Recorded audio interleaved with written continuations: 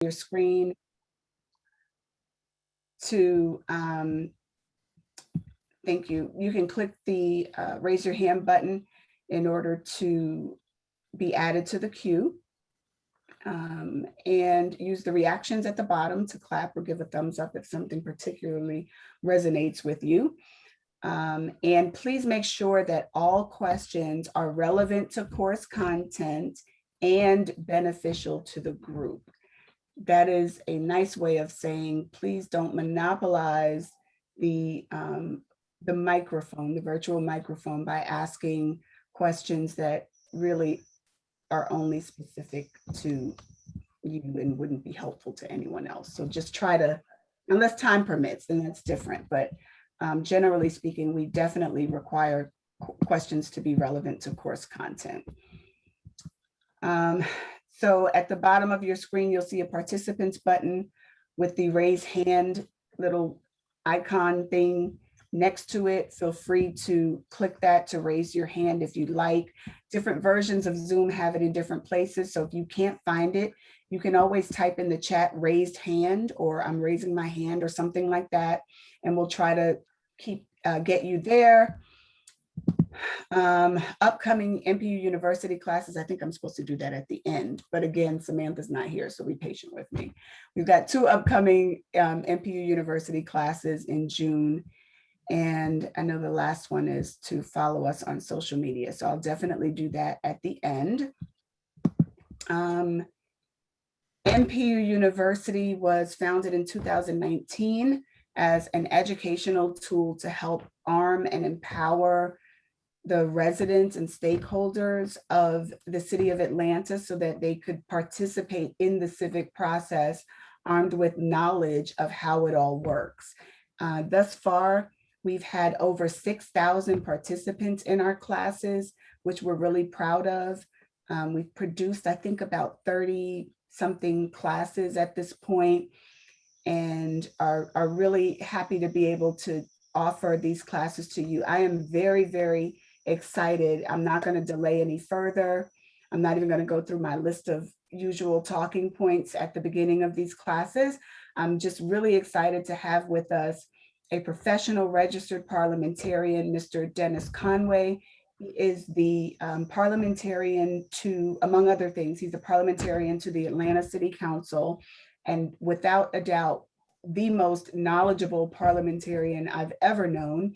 Oftentimes when some of you send me questions about parliamentary procedure, I'll always go to Robert's Rules first, but if it's complicated, I'm going straight to Dennis, and he gives us very certain and objective, factual answers with references. So we appreciate that.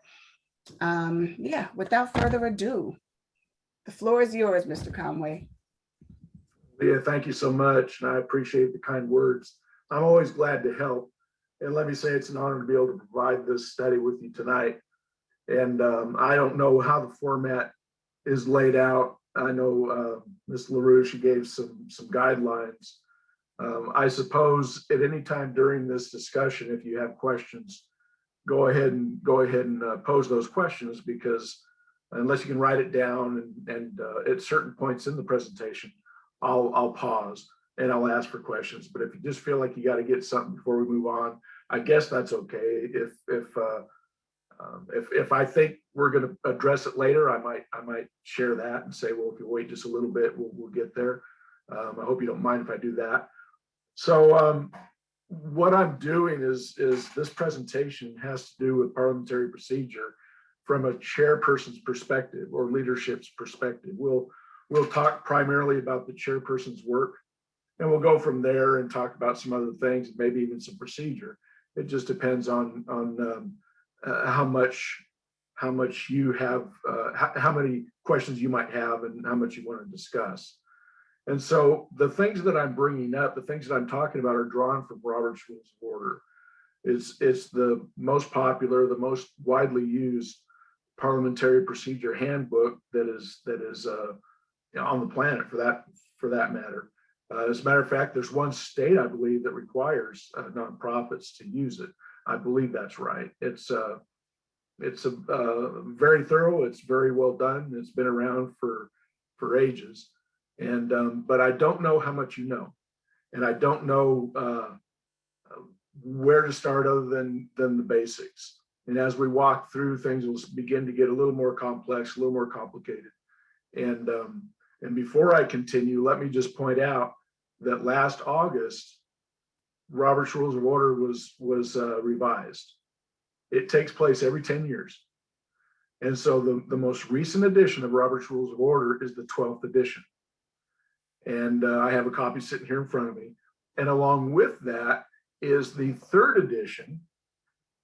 Yes, it's the third edition of Robert's Rules of Order, newly revised in brief. It's an abridged version.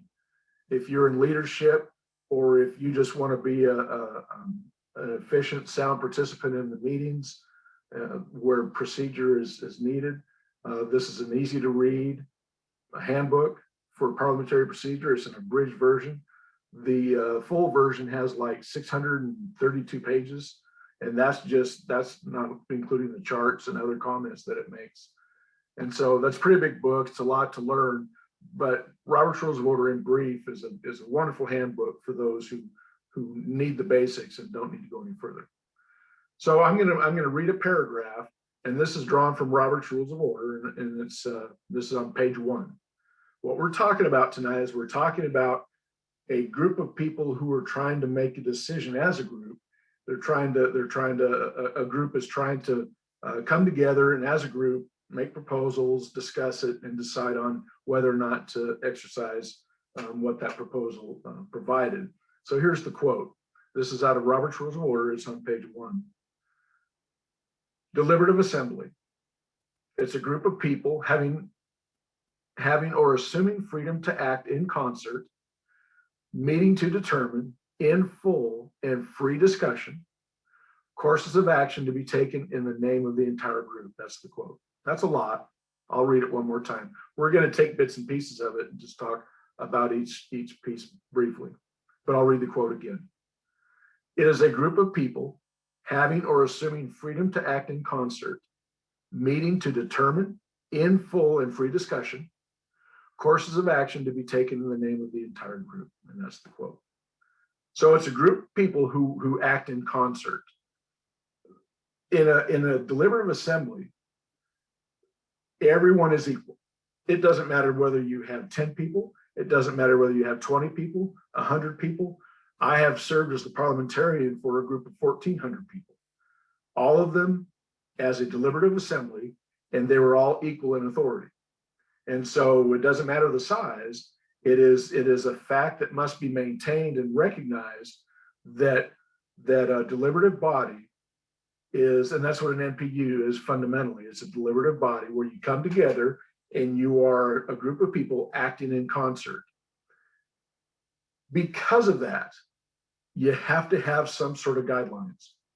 Because of that, I mean, if you have like 5 people sitting around, you've all got some ideas, and when you want to share those ideas and hope everybody else will listen and give you a chance to talk and exchange those ideas, maybe you can do a pretty good job if y'all know each other pretty well and you're all polite and respectful with 5 people. When you get up to around 10, it's a little more difficult. When you get to 20 and so on, it becomes very, very difficult because everybody has their own ideas. Everybody's excited about their ideas and about the recommendations, as well they should be. So because of that, there has to be some sort of organization. Now, if you've heard me talk before, I apologize for any repeat information that you're going to get. But in my mind, this is a perfect analogy when we're talking about a deliberative body. Can you imagine, and I'm assuming everyone here lives in Atlanta, can you imagine waking up in the morning on a Monday morning and reading the newspaper or hearing on the news that the Atlanta city government, the mayor, has decided that there won't be any more traffic laws? You're going to go ahead and you're going to go to work, and there's not going to be any more turn signals. You don't have to worry about lanes, and you don't have to worry about turning lanes. You don't have to worry about stop signs, signaling, anything. The whole idea is we'll save time, and we don't have to worry about all these details of rules and stuff. Just drive nice. I can't imagine that working. I can't imagine that going lasting for very long at all, because you've got somewhere to go. That person has somewhere to go. That person has somewhere to go, and they got what they want to get there, and they want to make sure and get their turn. Now, you've probably heard that from me before, but that's okay. I think it's a good reminder. When you have a group of people in the room and they're all equal in authority, and the idea is to take turns being able to talk, being able to make recommendations, being able to vote on those ideas and so on, you need some guidelines. And so that's what we're talking about tonight. We're talking about Robert's Rules of Order. We're talking about parliamentary procedure. So it's a group of people who act in concert, who meet to determine a course of action. For the NPUs, and Ms. LaRue, you can correct me if I'm wrong, Tony, if I understand it right, and I'm pretty sure I've got this pretty clear, an NPU's responsibility is to make recommendations for that NPU area, for that section in the city of Atlanta, to provide recommendations to the mayor and council. That's your job. That's your responsibility. So when you come together and you're making decisions, fundamentally, that's, as I understand it, that's your responsibility. That's what you'll do. You enter into full and free discussion. When you have a room full of people and it's a deliberative body, every single person's opinion is legitimate. Every single person's right to speak is legitimate. You might feel like that person never has anything worthwhile to say. You might think like that. You might think that the person just is out of touch. They're not smart enough to be talking in this meeting. They're hard to understand and so on. You know, you'll get some ideas in your mind. You'll get some attitudes in your mind where I just don't need to listen to that person. Let's just move on. Every single person has the right to speak in a deliberative assembly, unless the rules say otherwise, and you've decided on that as a group, or unless you've decided as a group to end discussion, and that's another part of the lesson. So it's important to recognize the privilege of everyone to speak, everyone speaking in an NPU meeting. Nobody's any better than the other. Nobody has any more rights than the other. Everyone has a right to speak. And so you're determining action for the entire group. Let me just say this. You have ideas. You've got a house, you're renting, you got property, you live in the area, you live in the neighborhood. You're experiencing things that nobody else is experiencing that are pertinent to the neighborhood. Speak up. Speak up, share your ideas. This is a deliberative assembly. Be involved.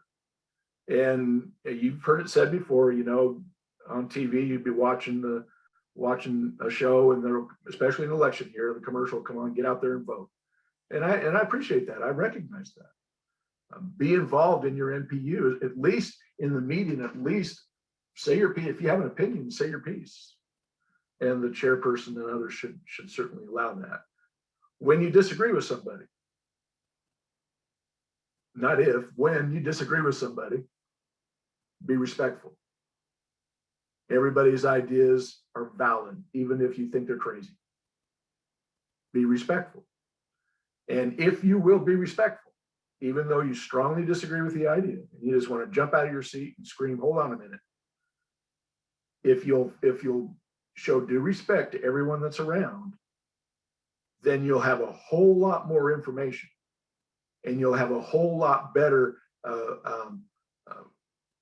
your ability to make wise and smart decisions as an NPU will be greatly increased.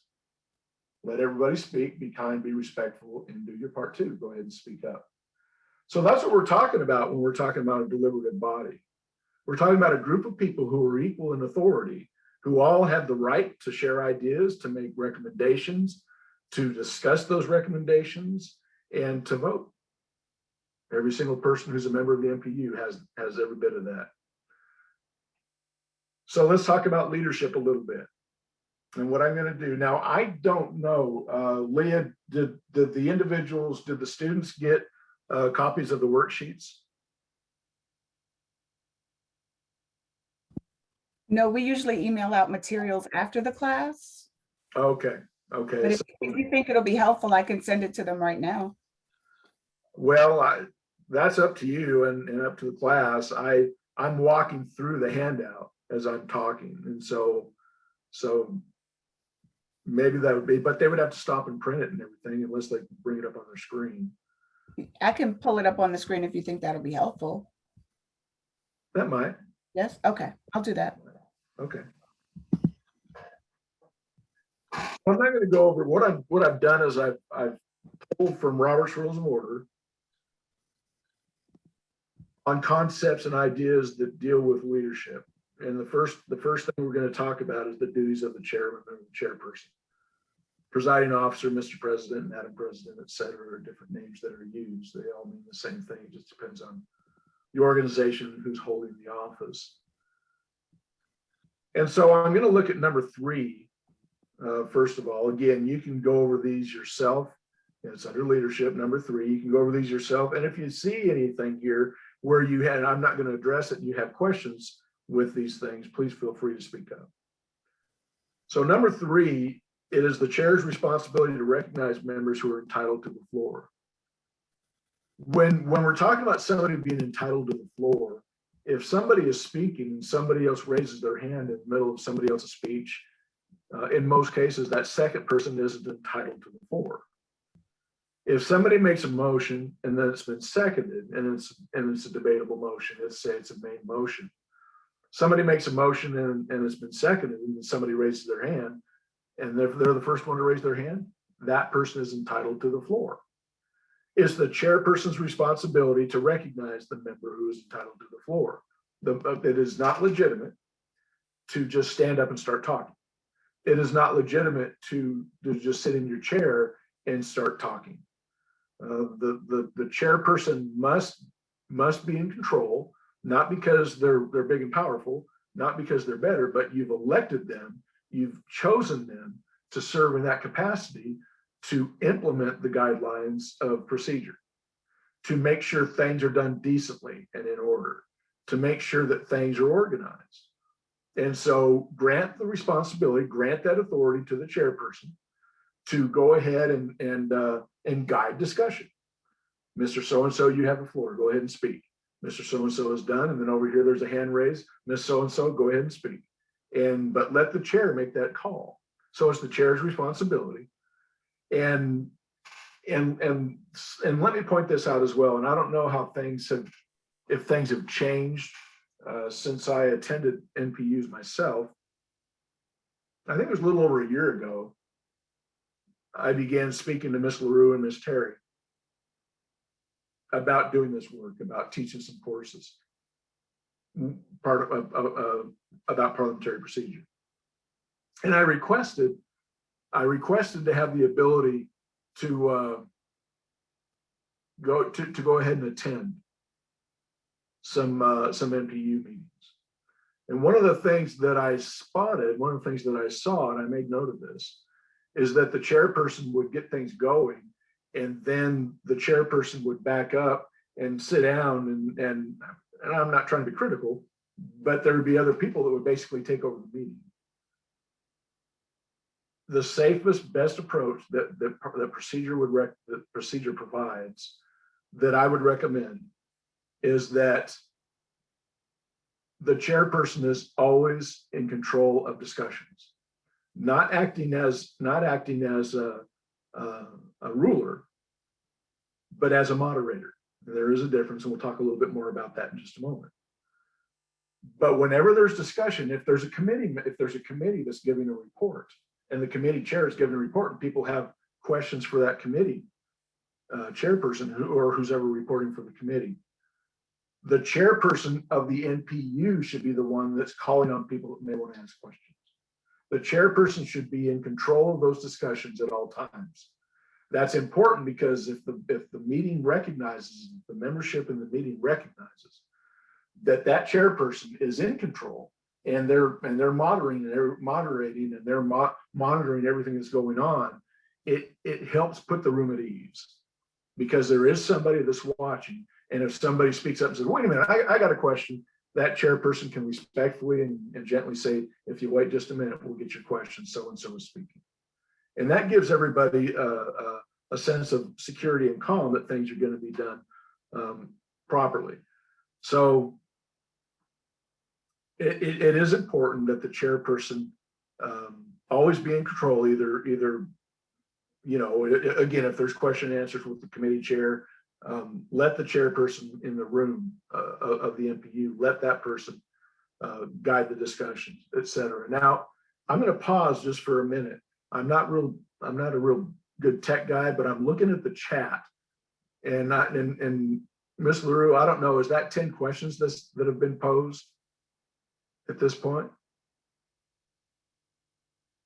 No, those are It's mostly not? comments. There was one question which we answered together. So yeah, you're Okay, fine.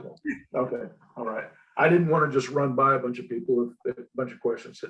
Do you want me to interrupt you when there are questions, or do you want to pause at some point to take questions? It's totally up to you. Let's do both. Let's do Okay. both. Let's do both. Okay. All right. So, oh, and let me ask, are there any questions on that point? Since we're there and since we brought it up, any questions on the point of the chairperson being in control of all discussion?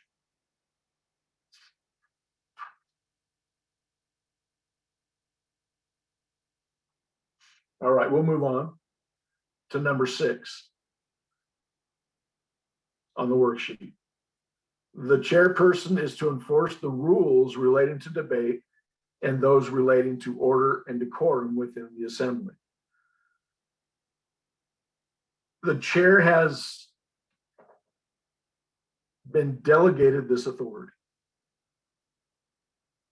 The chair is to exercise the rules. They're supposed to take Robert's Rules of Order that you know that I'm holding in front of me, and the rules that are in place, and the chair is supposed to implement those rules accordingly. And so that's one of the responsibilities. Don't be afraid to respectfully do your job. In groups that I see, especially when you're dealing with friends, and sometimes there's political aspirations, and I've been in organizations that have those challenges as well. The chair is trying to do their job, and somebody who's really prominent in the organization will kind of be out of order and thinking that they can just go ahead. They're kind of privileged. And I'm not saying that happens in your MPU, but it may. And then the chairperson is afraid to ask the person to be you know, to get back in order because there's somebody that's prominent. I think you'll be a better chairperson. I think you'll be a more you'll earn the respect and the confidence of everyone in the room if you can respectfully and graciously ask people to go ahead and maintain order and not to speak out of turn and to wait for them for their own turn. And if a motion is not in order, don't be afraid, just because it's somebody prominent, don't be afraid to speak to them about it and say, that's, you know, not right now, we can do that later, and then give them that guidance. Allow discussion. Again, we're on number 6, to enforce the rules relating to debate, those relating to order and decorum within the assembly. You, as a chairperson, do not have the authority to end debate.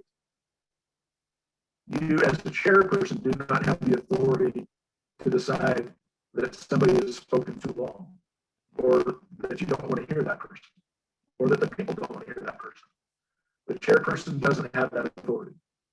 So we've kind of flipped the coin now. We were talking about don't be afraid to exercise your authority as a chairperson when you're moderating a meeting. You know, so now I'm flipping to the other side. By the same token, the statement in Robert's Rules of Order says to enforce the rules. You're not the rules. Your opinion does not constitute the rules. So unless, let me help you with this a little bit. Unless you have special procedures that you voted in as an MPU,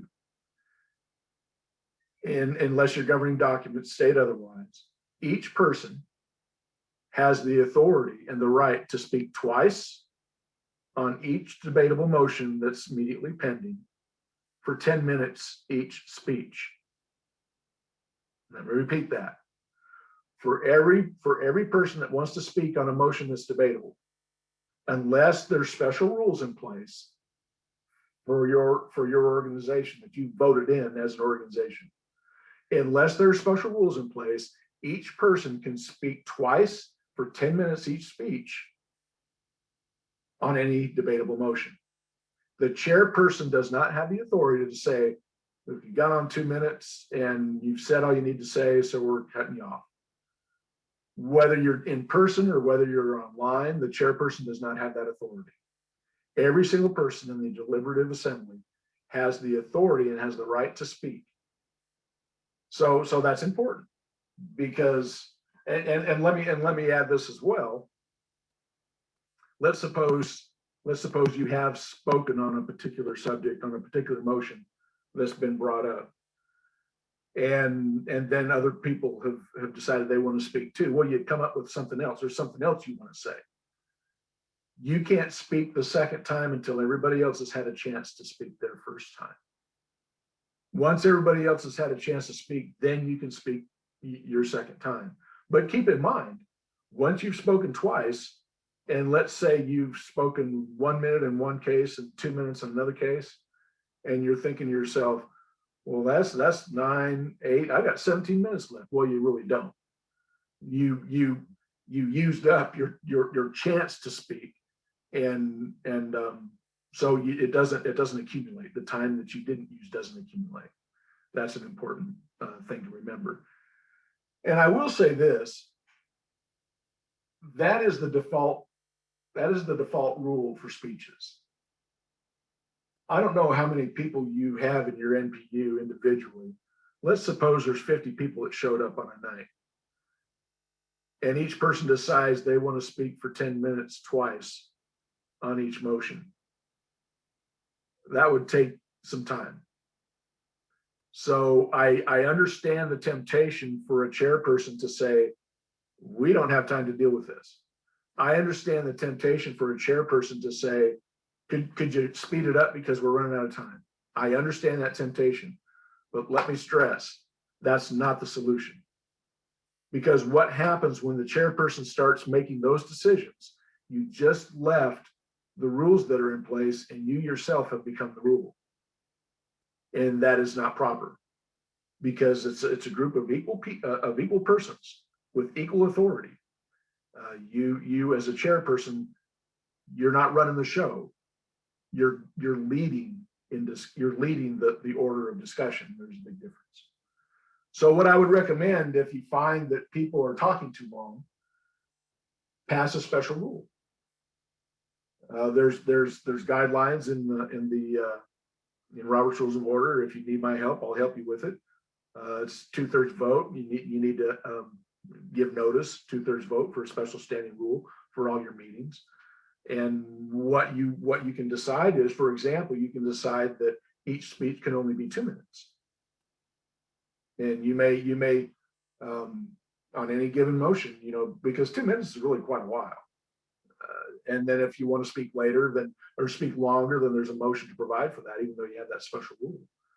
So that's just an idea. That's just an option. If you think you need to do something like that to help rein things in a little bit, because some people just go on too long and they talk in circles. We all have that tendency. That's an option. But let me stress, and I know I'm repeating myself, let me stress, the solution is not that the chair would take control and depart from the rules and from the privileges and make decisions aside from that. So let's talk about number 7.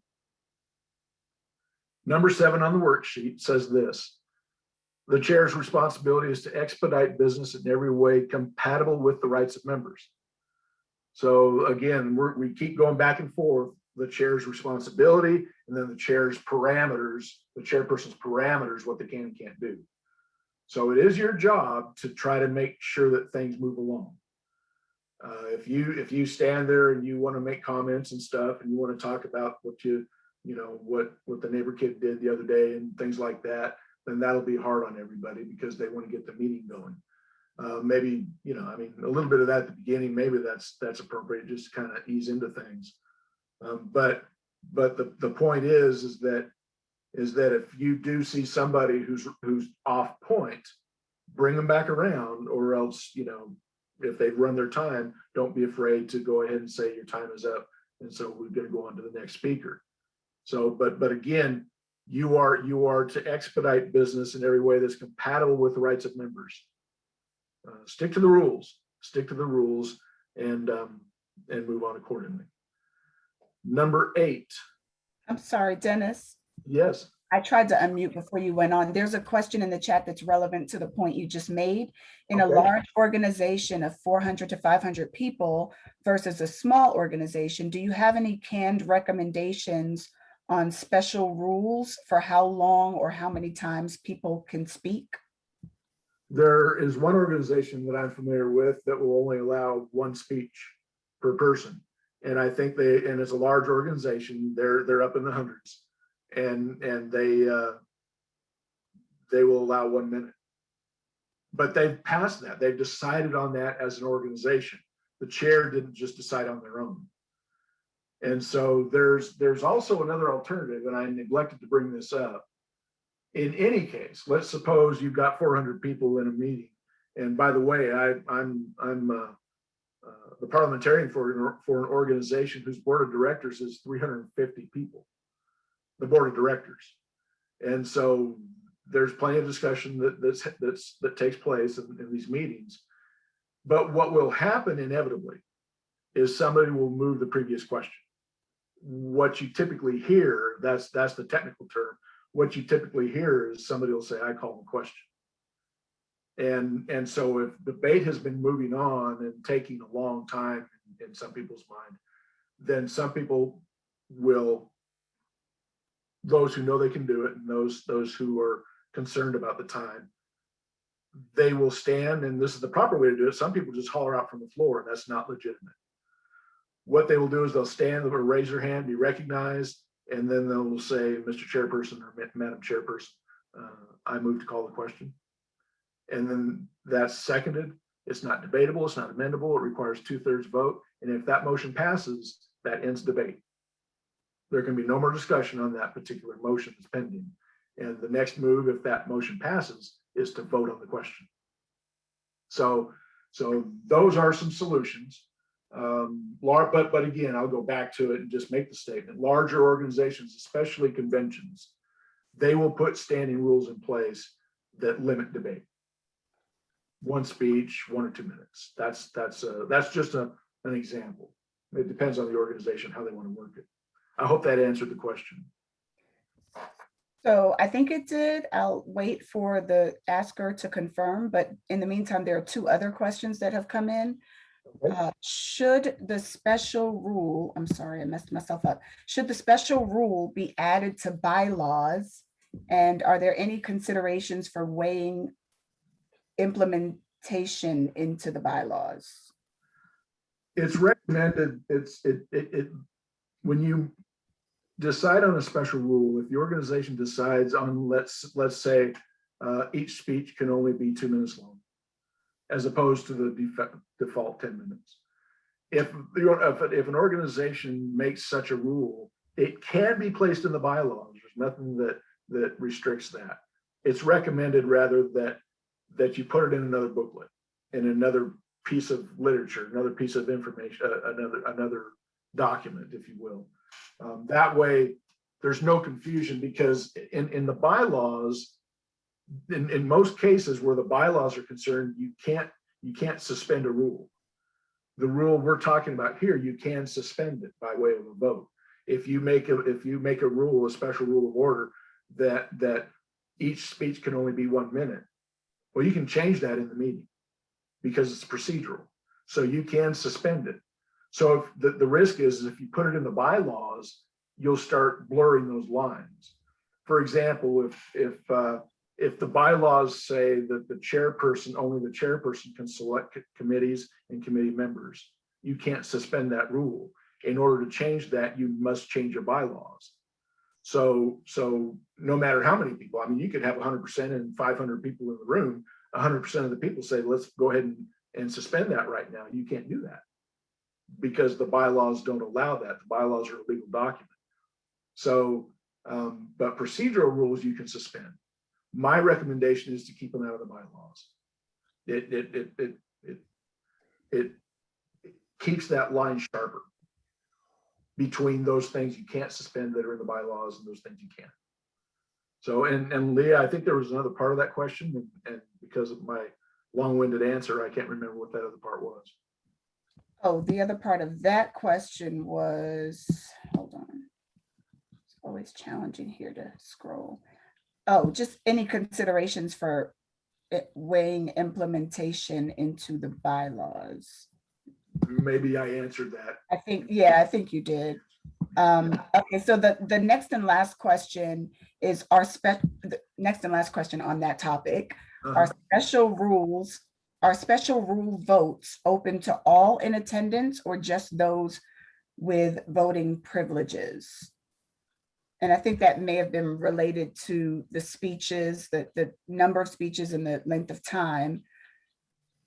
Okay. Oh, no, the rule, I'm sorry, I understand now. And Mr. Ross, feel free to jump in if I have it wrong, but I think what he's asking is the vote itself on special rules. Can everyone in attendance vote on those special rules or just the people who have voting privileges?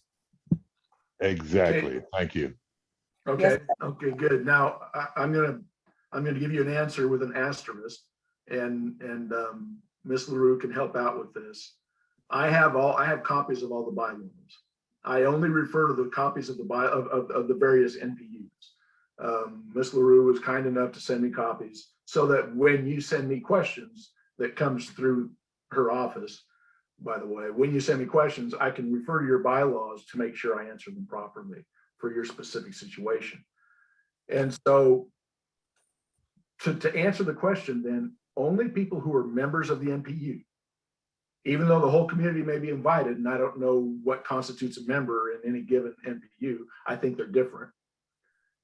Whatever constitutes a member, if it's truly a member of the NPU, and there are other members of the community who are just in attendance, only voting members can vote on that question. And by the way, and this is important too, along these same lines, only people who are members of the NPU can speak. You have people who are visiting, and now I don't know that, and Leah, you can help me with this. Maybe the Open Meetings Act has brought about something that would modify that a little bit. But in a typical meeting, in a typical situation, people who are visiting the meeting, they don't have the right to speak.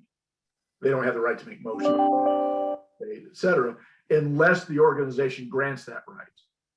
Unless the organization, by way of a 2/3 vote, says this person is not a member, but we're going to let them speak. So that is legitimate. You can do that. You can let somebody who's not a member of the organization, you can let them speak. However, you cannot let them vote. It is not suspendable. It is not alterable. You cannot let someone who's not a member of the organization, you can't decide in the meeting, okay, we're unanimous here. We're going to let this individual vote on our issue. You can't do that. That's not legal.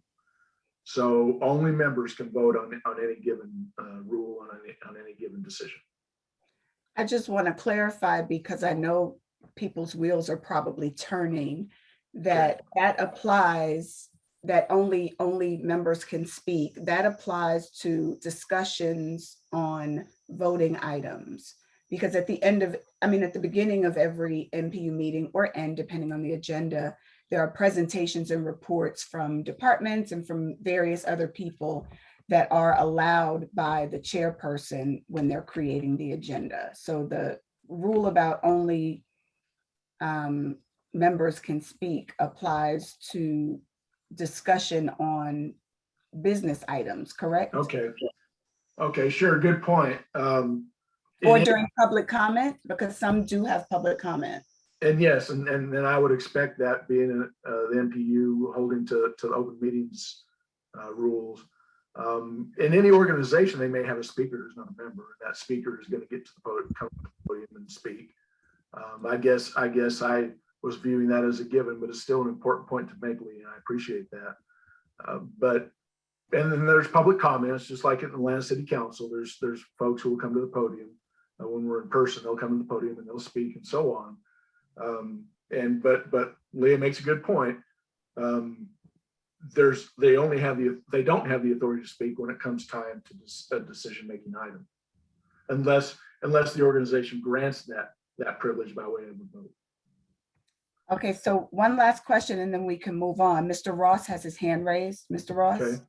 I do, and it goes back to the 2/3 majority vote for special rules. So that's why I was trying to discern between the bylaws and the special rules.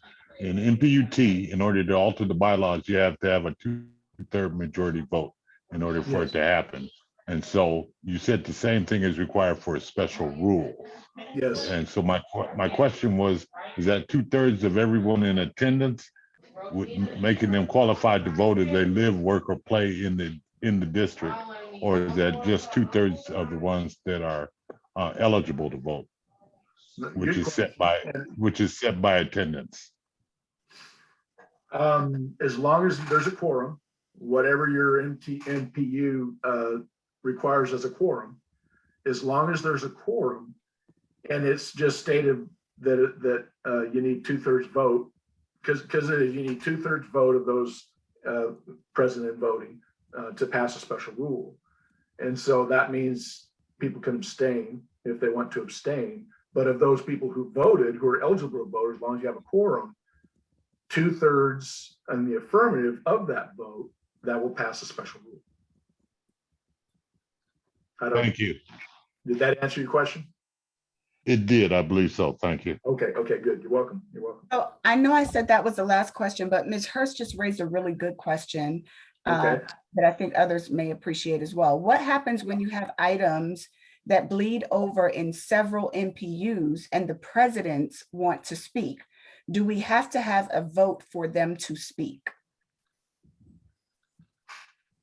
The presidents want to speak. So the scenario you're providing then, and help me if I'm missing this, is it such that in your NPU meeting, because it does bleed over into other NPUs, the chairpersons of other or presiding officers of other NPUs are present in the meeting, and it would be beneficial to hear them speak on the issue? Correct. Okay. You have a MPU or MPUM, and then you may have MPUN, or you may have another civic organization that needs to speak, because we're all of us are dealing with the same issue, because we have this bleed over, which happens all the time. Okay. So I'm going to assume that a motion is pending. And it would be beneficial to hear from the other presiding officers of the other NPUs. Right. That's the scenario that I'll work with. In that case, it actually technically requires a 2/3 vote to allow the other NPU presidents to speak. Technically speaking, that's what's required because they're not a member of the NPU. However, and this is if you watch or listen to in the present time, if you listen to the Atlanta City Council meetings, you'll hear the president use the term unanimous consent, and that's a technical item that's used in meetings. Let's go back to the scenario. Let's suppose there is a proposal that's pending, and it does bleed over into other NPUs. Other NPUs are going to be affected. Your NPU is going to be affected by decisions they make, and the information is valuable. So you have other presiding officers from other NPUs that would really be, it would be beneficial to hear from them. The chairperson, and if I was chairing the meeting, I would do this as well. If there are no objections, and I'm making the official statement here when I say that, as the chairperson, I would say, if there are no objections, we're going to let the presiding officer from NPUL go ahead and speak to this point because they have information that's helpful for us. And then typically there won't be any objections, and then they would just go ahead and make their speech. What unanimous consent is, it's a mechanism that's very helpful for efficiency, and it's sort of a slam dunk. In other words, that's my term. I know that everybody's okay with this. I know that nobody's going to have a problem with it. So instead of going through all the trouble, the time-consuming trouble to make a motion in a second and have the vote and so on. I'm just going to say, look, if there are no objections, we're going to go ahead and do this. And that's a time saver and nobody objects. And so it is the equivalent of, if we use unanimous consent, it's the equivalent of a motion and a second and a vote. It has that authority. So let's suppose then, let me just take it one more step to help you. Let's suppose I'm chairing an NPU meeting and I'm in NPU R. I don't know, let's just say we're doing NPU R and I'm the chairperson. And NPU L and NPU A, and that could be just really far out. So pardon me if my illustration isn't the best. But let's suppose these chair people are present and they want to speak and it'd be helpful to hear from them. And I, as the chairperson, I say, if there are no objections, we're going to go ahead and let the presiding officers from NPU L and NPU A speak to this point because it will be helpful for us. And so I pause, and then somebody says, I object. That's legitimate.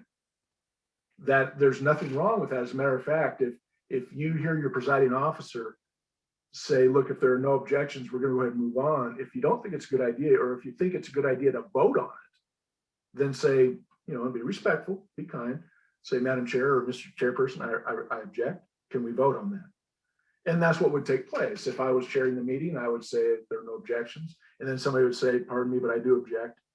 I would say, all right, is there a motion to move forward this way? Yes. And is there a second? Yes. And then you go ahead and process it normally. If there's an objection, it doesn't mean you can't do it. It just means that you process it normally with an official motion, second, and a vote. Is that helpful? It is. Thank you very much. You're very welcome.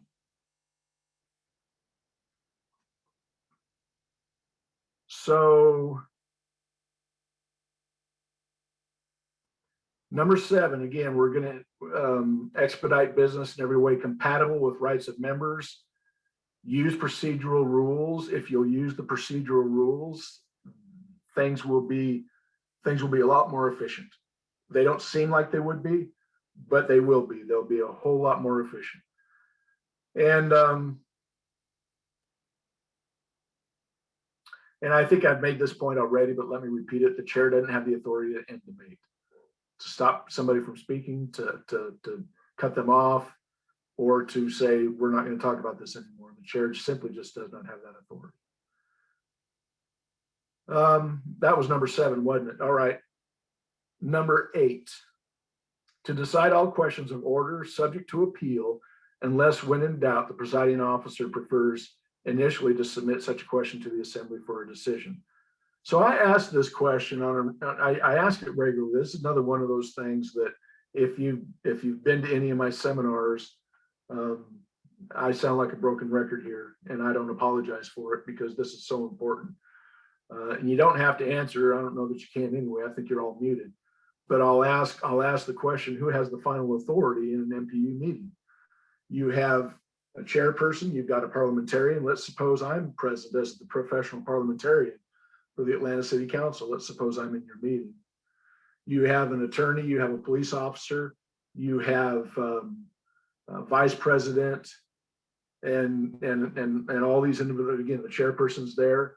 I pose the question, who has final authority in the room? The answer is the majority vote of the membership. That's who has final authority in the room. The chairperson does not have final authority. The chairperson does not make decisions for the NPU. The chairperson does not decide things in policy and recommendations, what recommendations will go to the city council or the zoning committee. The chairperson doesn't make those decisions. The chairperson's job is to serve as a moderator for discussion. The chairperson implements the rules to keep everybody organized as they make proposals, debate, discuss, and decide.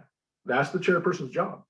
As a matter of fact, Robert's Rules of Order, when we think of president, we think of somebody who is high up in an organization, even in our country. It's a high office. And so when we get the idea of president, we think, man, well, they're just somebody. I'm president now. got a lot of responsibility. I gotta do the thing, and I gotta make sure everything's right, and I gotta make sure we do good as an organization. All of that's legitimate. But parliamentary procedure states this: the most important job for a president is knowing how to preside. That's where you get the term president, presiding officer. If you are the chairperson or a presiding officer for an organization, for an NPU, your primary responsibility, and I'm going to hold this book up again, is to know these rules and to implement the rules to help keep things organized and moving along efficiently, and so that the discussions and the decision making is equitable, fair, and you've accomplished the most information possible to make wise, smart decisions. I was thinking about this idea the other day, and I was in discussions actually with Leah and Tony, and I was talking about some things that I was going to share in this meeting, and I think this distinction helps with the picture. I've been in meetings where a chairperson starts barking out orders, and they start telling everybody what they're going to do and what they're not going to do, and what's going to be talked about and what's not going to be talked about, and so on. And I sympathize with that because it's just simply a lack of understanding of the responsibilities of a chairperson. But the distinction that came to my mind is that when you're a chairperson, you've been elected as presiding officer, when you've been elected as president in most organizations, unless the organization by its governing documents gives you extra authority, you are handed a gavel, not a crown. You are not the boss in the organization. Your job is not to tell everybody what to do and what's going to be done. Your job, and I'll repeat it, and that's why I say you've been given a gavel, not a crown. Your job is to the gavel represents your responsibility at the podium, keeping things done decently and in order regarding procedure, so that the voting members can make the decisions that is to whom it's and I'm getting my words mixed up, but you're to keep things organized so that the voting members can make the decisions that they are responsible for making. It's their job. And so that's an important distinction to remember. You are not the ruler, you are a moderator. And that's if we can keep that in mind, it helps keep things orderly, fair, and everybody feels more secure in their ability to pitch in. Number 9, and this will be the last one, well, maybe not the last one, to respond to inquiries of members relating to parliamentary procedure or factual information bearing on the business of the assembly.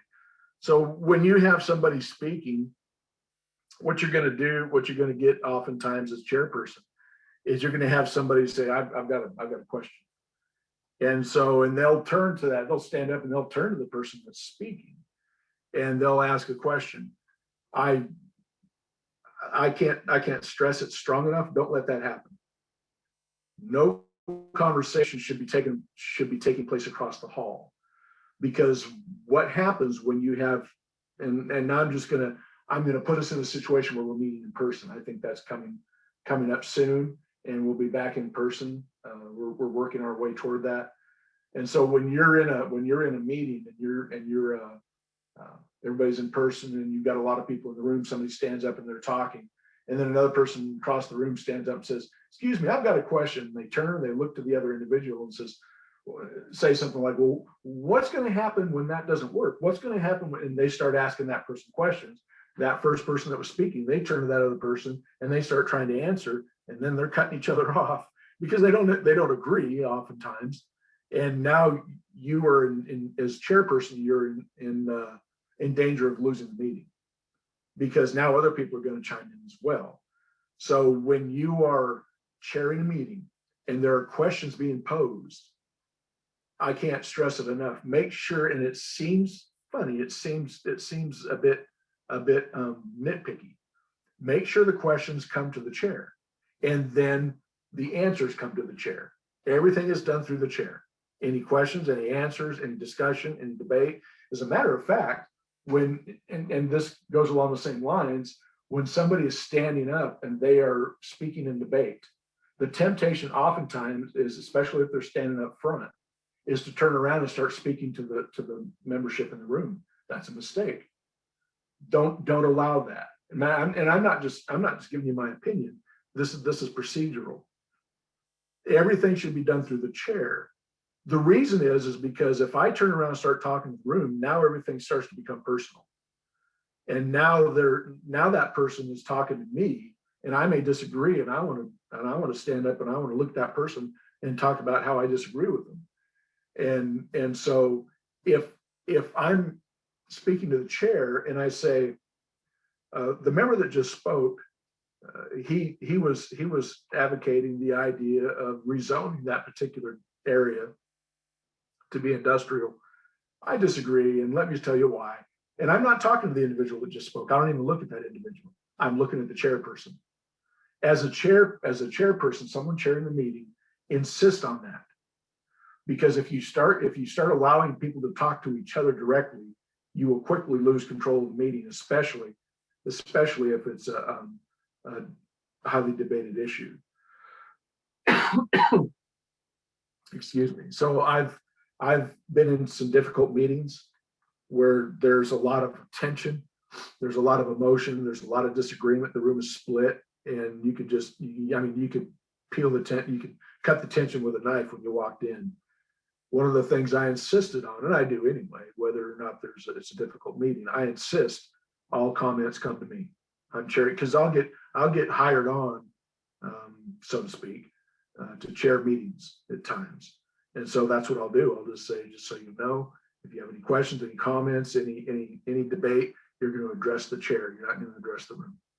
And I've actually had to ask people to sit down because they would refuse to do it. And they sat down because they knew they were in the wrong. So that's very, very important. Now, let me say this along these lines, and then we're going to leave the discussion. I've got one more thing I want to share, and then we'll leave the discussion of the chair. The things I'm talking about, when things are emotional, when things are difficult, when there's a highly controversial point that's in front of the organization, and they're going to try and sort it out. These rules, these guidelines are invaluable. I have watched procedure change an organization, and I've had people, and I'm saying this all for a reason. I'm not trying to pat myself on the back. Anybody that's going to implement parliamentary procedure is going to experience this. I've had people come up to me as parliamentarians and say, I just can't put to words how well this organization is running now that we're doing procedure as compared to before we started doing this. And I hear that a lot. So it's just because it's been well designed. Procedure has its place and an important place, and you just can't go wrong with it. Here's the temptation.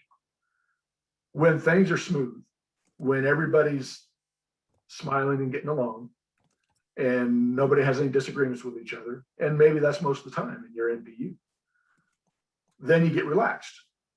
And there's really no need for the procedures because we're doing fine. Everybody's nice, everybody's in a good mood. We're just going to be casual. I get that. The drawback with that is that when it does become difficult, now you're having to jump into place with procedure, and folks aren't used to it. And you're not good at it because you haven't been using it. So I highly recommend that you go ahead when things are nice, when everybody's smiling and hugs and good to see you again. It's been a while, and nobody's disagreeing on anything. Do procedure. People are going to roll their eyes. They're going to think, yeah, really? Do we really need to do all this? I mean, I can't. I say this a lot because I've just seen the effects so often. Go ahead and explain to folks. Just say, we're going to get used to doing procedure, especially when things are sweet, so that when things get a little sour, we know procedure. We're good at it, and we know how to operate this way because we've been doing it. And when things start getting difficult, people's tensions start to rise, when you say, excuse me, Mr. Smith, you need to address the chair. He's not caught off guard. What do you mean I got to address the chair? I'm talking to my, members. No, he knows that you're supposed to address the chair, because when everybody was getting along, you asked him to address the chair, and he's used to it. So, and that's just one example.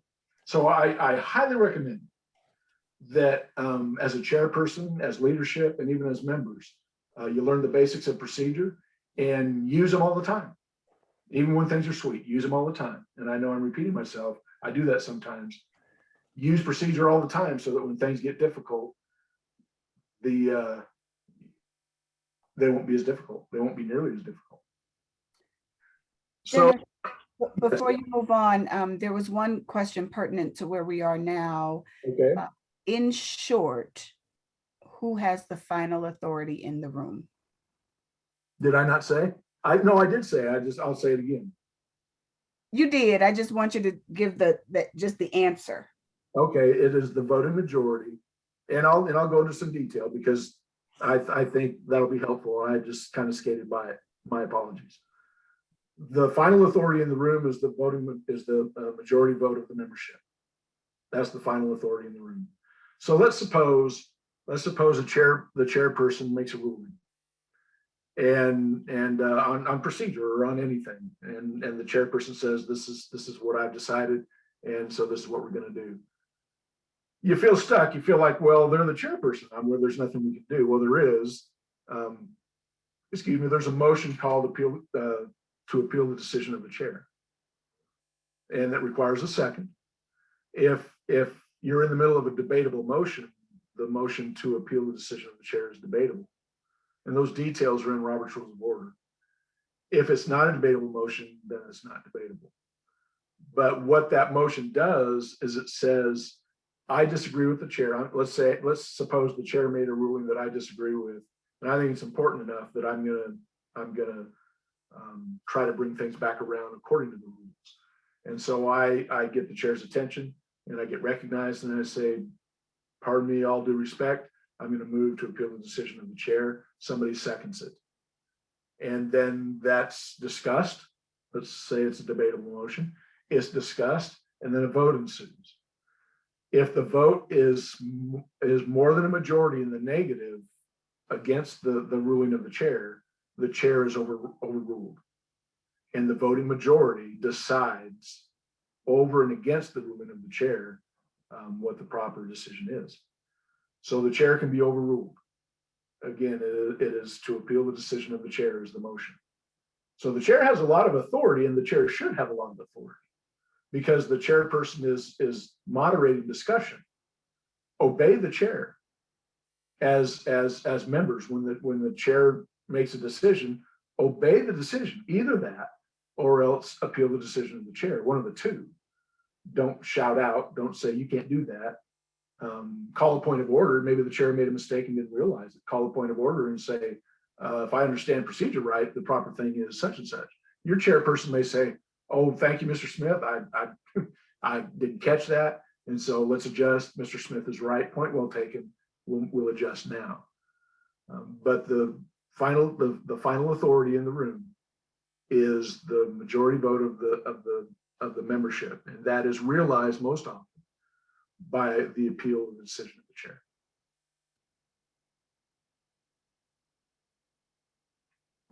Thank you so much. Very welcome. Very welcome. For the chairperson, and we'll point this out, and it's pretty straightforward. It's just past number 11. It's a list of things that the chairperson should be bringing to the meeting. A copy of the bylaws and other rules of the organization. The chairperson should have them in front of him or her. A copy of the parliamentary authority. Have a copy of Robert's Rules with you. By the way, let me say this, and I've held this book up a number of times, and I don't even know if you can see me, but if you can, this is the abridged version. This is parliamentary. This is Robert's Rules of Order, newly revised in brief. The book makes the point that even though this is in brief, when you are making decisions, you are actually held accountable to this book. And so the unabridged version, the abridged version makes that point. But at least have this in front of you so you know basics of procedure. Most of Robert's Rules of Order doesn't come into play in a typical meeting. About 80% of the book is used About 20% of the book is used about 80% of the time. So, but I would recommend that the chairperson at least have this in front of them. So if they have to, they can check real quick to see if they're on task. And you'll have a parliamentarian, I believe, with you. And we'll talk about that in just a moment. The parliamentarian should also have a copy. So have a copy of the parliamentary authority, have a list of all the standing and special committees and their members. Have that list in front of you. And then, of course, have the agenda in front of you.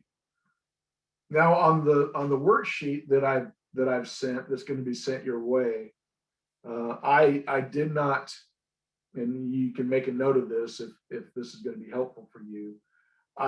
Somehow it got by me. I didn't go through and change the page numbers because the page numbers are different in the 12th edition. Most of the content is the same. Matter of fact, the content that we're looking at is the same. It's not been changed. There have been there have been a number of changes in the 12th edition, and I'm privy to those and aware of those. But none of this content has been changed except the page numbers. So at the bottom of just above where it says duties of the secretary, your worksheet says that the pages for the chairperson or presiding officer are 449 through 451. The actual page numbers for the 12th edition are pages 427 through 428. So if you'll make those changes or make a note of those changes, so that if you do have the 12th edition, you know where to go if you want to look those things up. So duties of the secretary. I'm just going to speak to one thing when it comes to the duties of the secretary.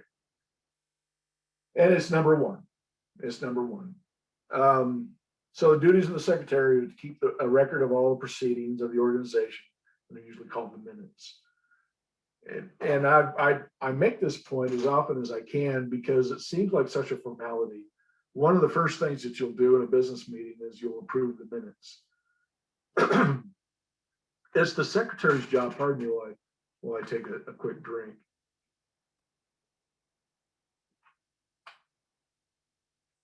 It's the secretary's job to take the minutes.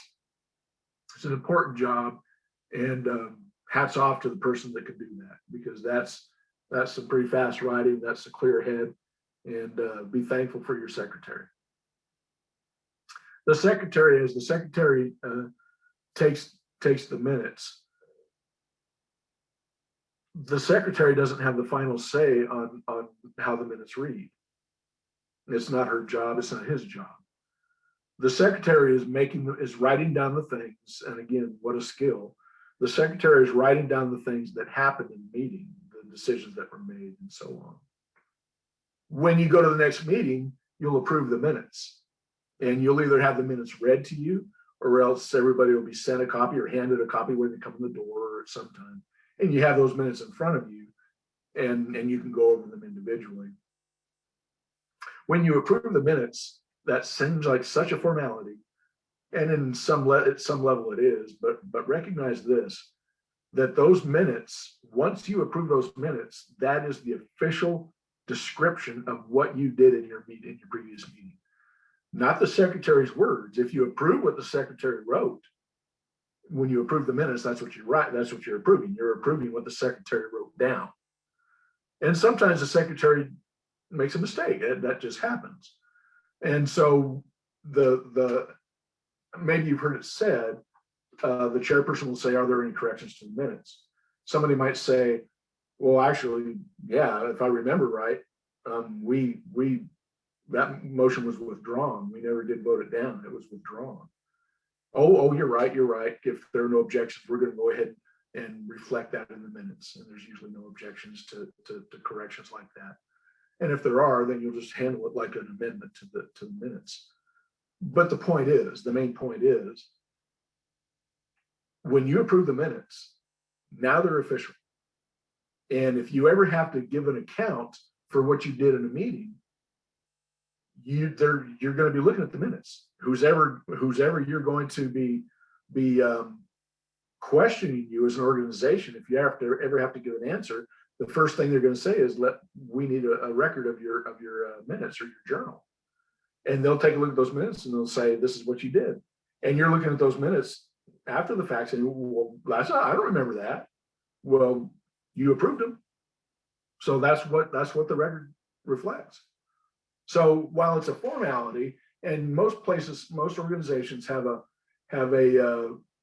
lot of confidence in their secretary, and yay, doesn't hurt to make sure the minutes are right before you vote and approve the minutes, or before. A lot of times it's done by unanimous consent, and that's appropriate. As a matter of fact, procedure describes that as the most common approach.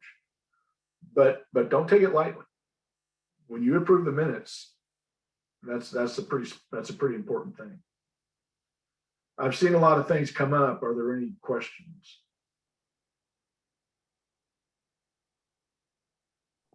Yeah, there are, well, in terms of where we are now in discussion, I think one relevant question was about minutes. I do want to point out that we do offer a class at the beginning of the year. It is called, Tony, help me. Oh, the elected officers training and orientation. And we go over minutes very, very thoroughly and what etc. But the question is, how detailed do you recommend minutes to be? Main salient points and results of motions or official votes, he said, she said, for land use matters, details on developer presentations. And the answer to that is also in Robert's rules. But Dennis, if you want to. Yes, it is. And Ms. LaRue, unless, to your knowledge, unless the open meetings laws modify what I'm getting ready to say, then what you're recording in the minutes is what's done. You don't need to provide a summary of what was said. You're just talking about what was proposed. You're just recording what was proposed and what was decided. That's fundamentally the was to be reflected in the minutes. It's not an easy job, but essentially that's it. Now, and unless the open meetings rules require more, and it's been a while since I've looked at that question in the law. I'm not an attorney, so I would even hesitate to even speak to it anyway. But short of that concern, you're just, and Robert's rules, and Leo's right. Robert's rules of order describes, it gives a pretty fair treatment of what to put in the minutes and what not to put in the minutes. But to just again repeat it, you're writing down what happened. You're not writing down what was said. And Leo, let me ask you, to your knowledge, do the sunshine laws modify that? Not at all. No, and what we recommend, I can turn my camera on. What we recommend is that secretaries record the exact wording of the motion, who made and seconded the motion, including the vote count. And in some cases, it might be relevant to also include a one-sentence summary of what was discussed under the departmental reports. If specific concerns were raised, specifically if there is a commitment made. So for example, if there's and this is a true story from my MPU from last month, April's meeting, we spent, I think, about 45 minutes after the code enforcement report, because there were just some major issues and concerns around code enforcement. And so I would certainly, although there was no motion, there was no action taken by the body, I would definitely recommend including a line that says, that various members raised code enforcement concerns, the chair committed to contacting the appropriate authorities, or whatever, whatever something. The key is for minutes. And I said this in the chat, but I can't tell you how often we get requests, either requests for MPU's minutes or a question that requires us to go back to the minutes. And let me tell you, those questions go back years. Yes. I get calls almost regularly from people asking for a vote that may have been taken in 2014 or 2013 or 2011. And our only source is minutes. Oftentimes they either don't exist or they just were not prepared in a way that records you know, in a detailed manner what actually happened. And that's why we started teaching that class, because the minutes just, if nothing else, they have to say the exact motion that was made, who Yes. made the motion, who seconded the motion, and what the vote count was.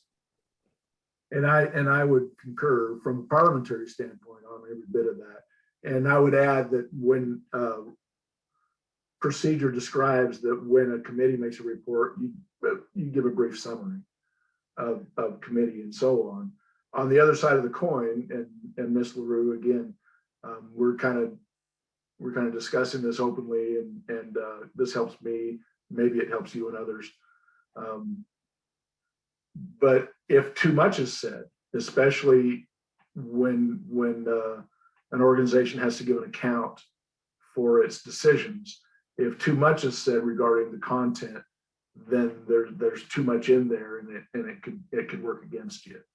And that's been described to me on certain occasions. But as you're talking about the NPU and having to go back and say, okay, what was, a brief description of the motion? Absolutely. A brief description of committee reports, et cetera, just so you can go back 4 years and look, and you know exactly what's going on. That's vital. So perfect. Yeah, to your point, when the minutes have way too much information, like a summary of, and sometimes they're this long, summary of each presenter, that often leads to more questions than answers. Yeah. And it just complicates things tremendously. So Thank you for that. That's helpful too. it might be helpful to keep a notebook, personal notebook of where you summarize whatever happened or something like that. But for the official minutes, it should definitely just be the motion, the voting outcome, and a very simple sentence summarizing the conversation. Good. Thank you, Leah. Is there further discussion? Now I sound like I'm chairing a meeting, don't I? Is there further discussion on or any questions on the minutes? And I didn't know that y'all taught a class on that. That's exciting. That I wouldn't have even brought this up if I had known that you taught a class on it, because I can tell that you have it fully under control and very informed. So that's about the minutes. I had a question about the minutes relating to the secretary.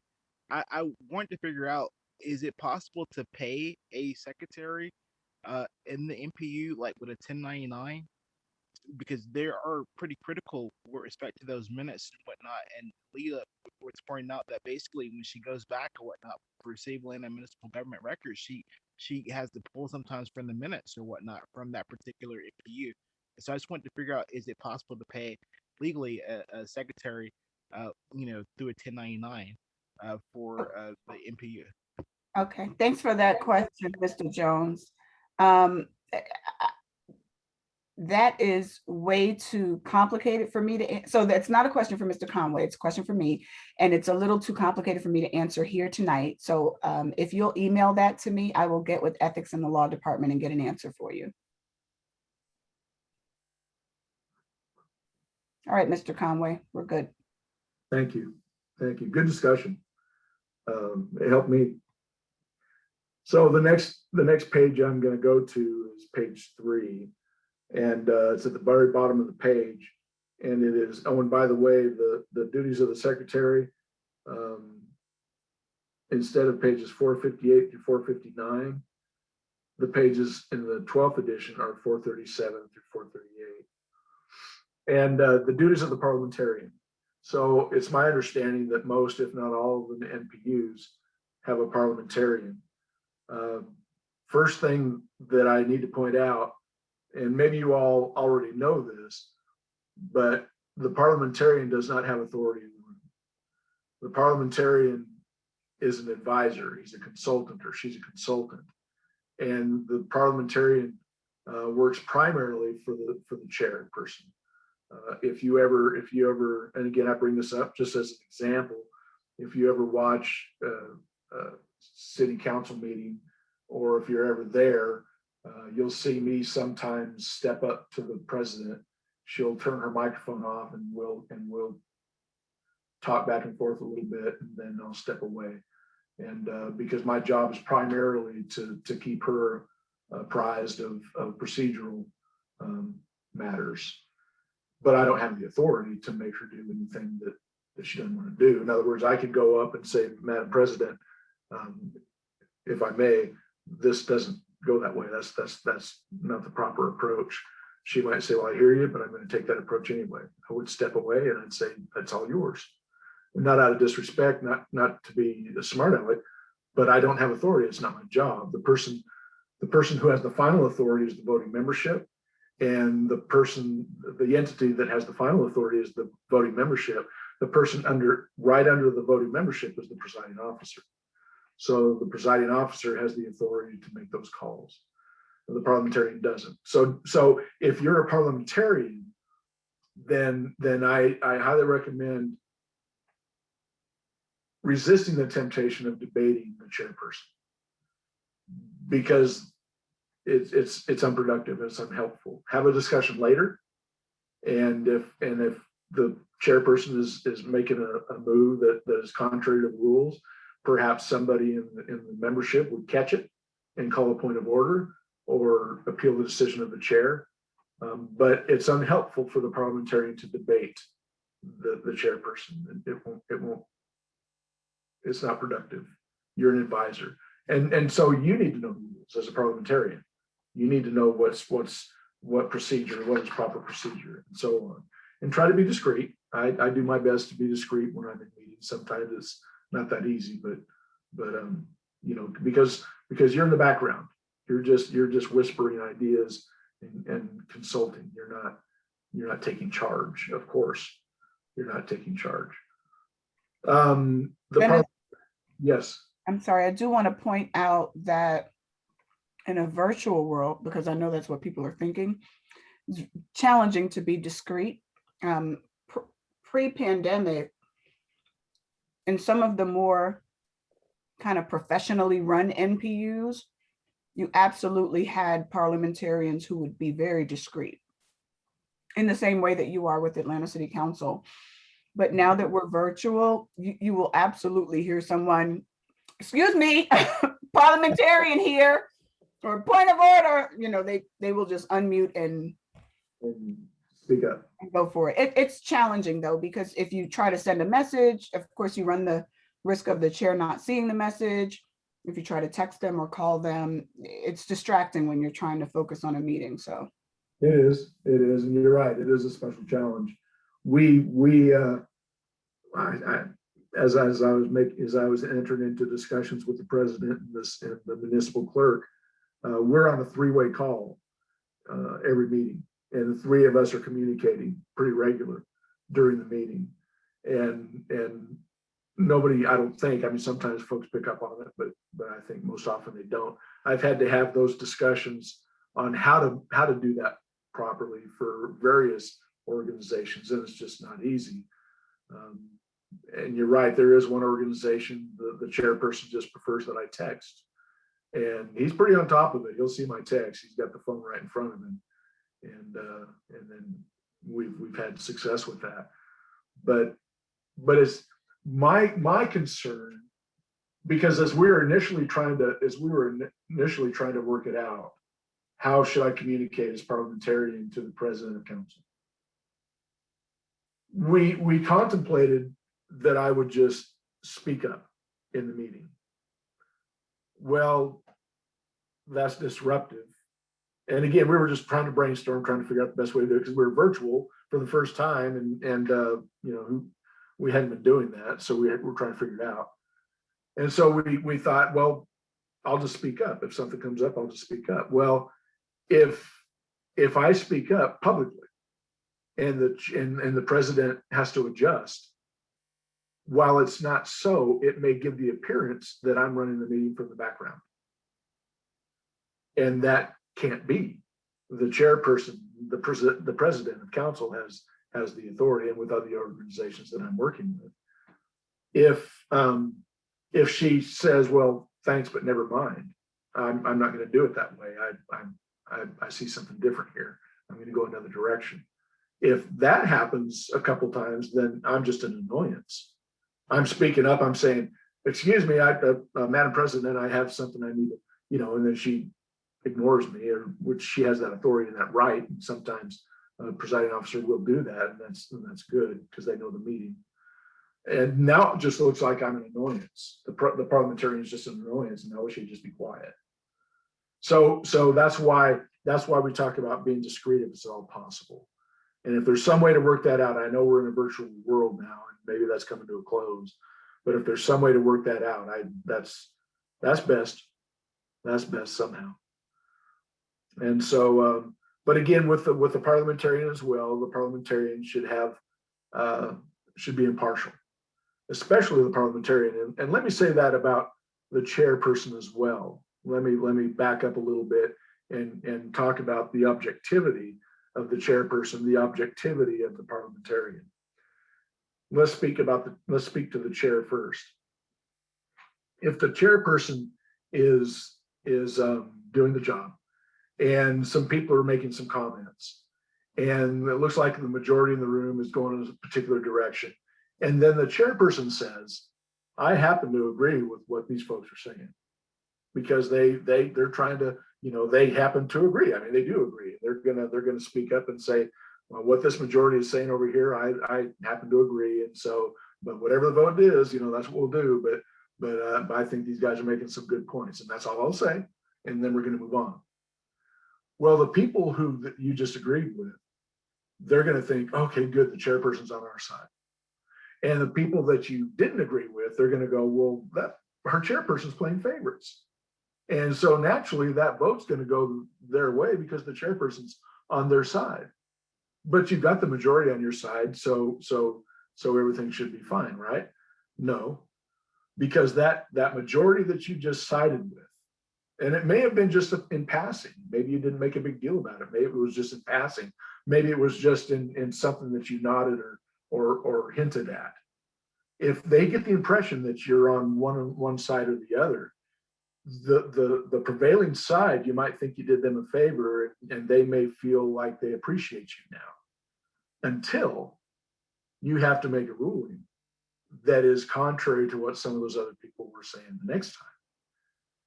Now you've already shown that you can take sides. Now that you've shown, even though you were on their side on the last discussion, now you're going another direction on this next discussion. And the people that you were siding with the first time, now you're not siding with them. And they're not seeing it as something that's objective.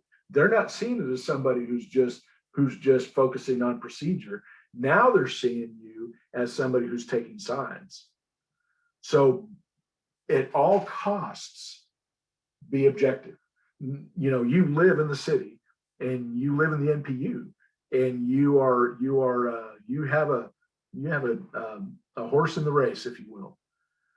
But you have to do all you can as a presiding officer to remain objective.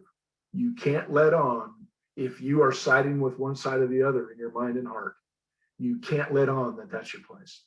Because the people who are trying to discuss things and make these decisions, they have to have all the confidence that you are just going to stick to the rules, nothing but the rules, and let the chips fall where they may.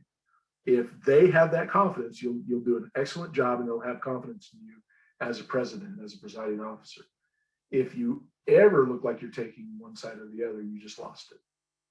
You will have a hard time winning that back. And so, same with the parliamentarian. The parliamentarian has to be about the rules. Has to be the parliamentarian, even though the parliamentarian lives in the NPU and has special interest in the direction that his decision will go. If you don't feel like you can do that as a chairperson or a parliamentarian, don't take the job.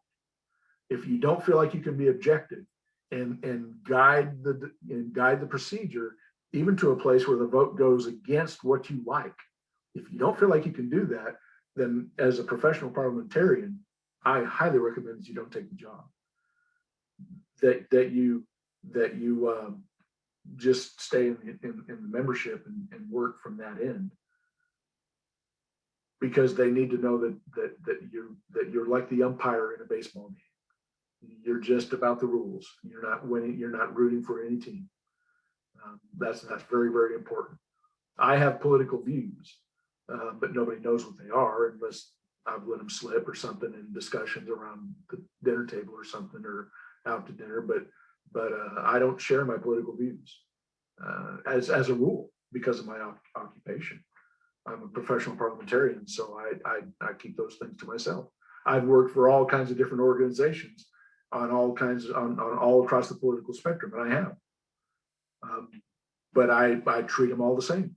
I work with each one of them like we're just talking about procedure. I told an organization not too long ago, and I know I'm going on about this because it's just so important. It's this important.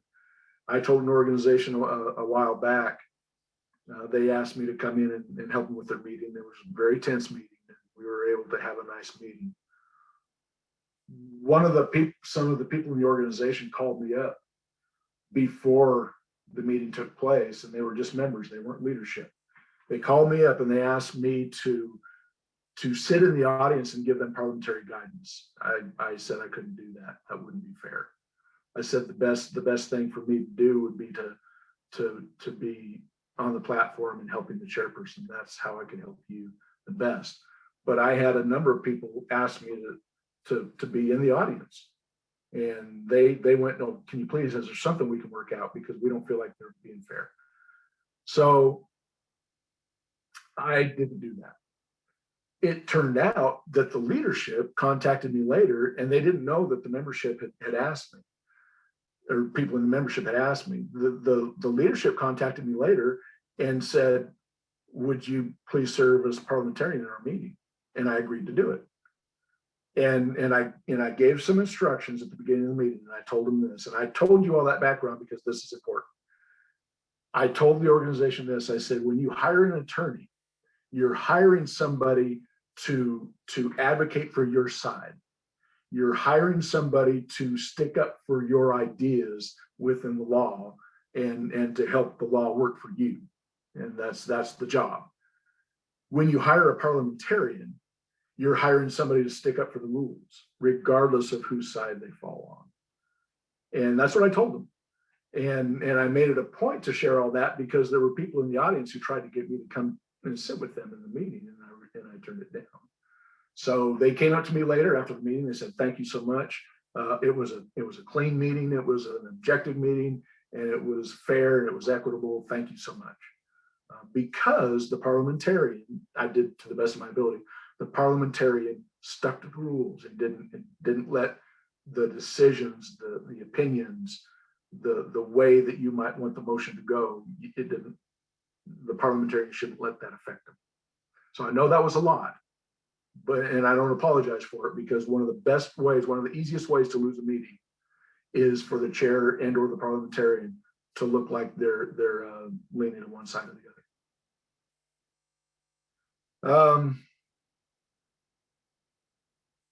Yeah, so are there any questions at this point? I had a question. Yes. Okay, hold on, Ms. Dent. I just, in the spirit of honoring parliamentary procedure, I just want to make sure everyone is raising their hand when they have questions. And I don't want people to just start unmuting randomly, but please go ahead. Okay, I wasn't sure about that. Thank you. Yes, ma'am. Okay. In listening to what was just said, as a chairperson, then you should remain neutral. Yes. Is there ever a time where the chairperson is able to simply speak their mind as a member of the body, or should they just not make any comments at all? As a default position, you shouldn't make any comments at all. As a default position, you may have knowledge that's not coming up on the floor. You may have information that nobody seems to be bringing up. Bite your tongue. I can't stress it enough. Don't enter into debate, because as soon as you do, you'll lose your objectivity, your appearance of being objective. And I won't go into the spiel again, but there is a way that you can participate and share your point of view and provide your ideas if you favor one side or the other and you just can't help it. what you would do is you would step down from the chair and you would put the vice president in as chairperson unless they've entered into debate already. And if there's a second vice president, if the first vice president has entered into debate, the second vice president and so on, if everybody, if they've already entered into debate or they don't want to take the chair, you find somebody to take the chair. And you can usually do that by unanimous consent or go through the process of voting somebody in temporarily to the chair. What you would do then is you would step down and you wouldn't be the chairperson anymore for the rest of that motion.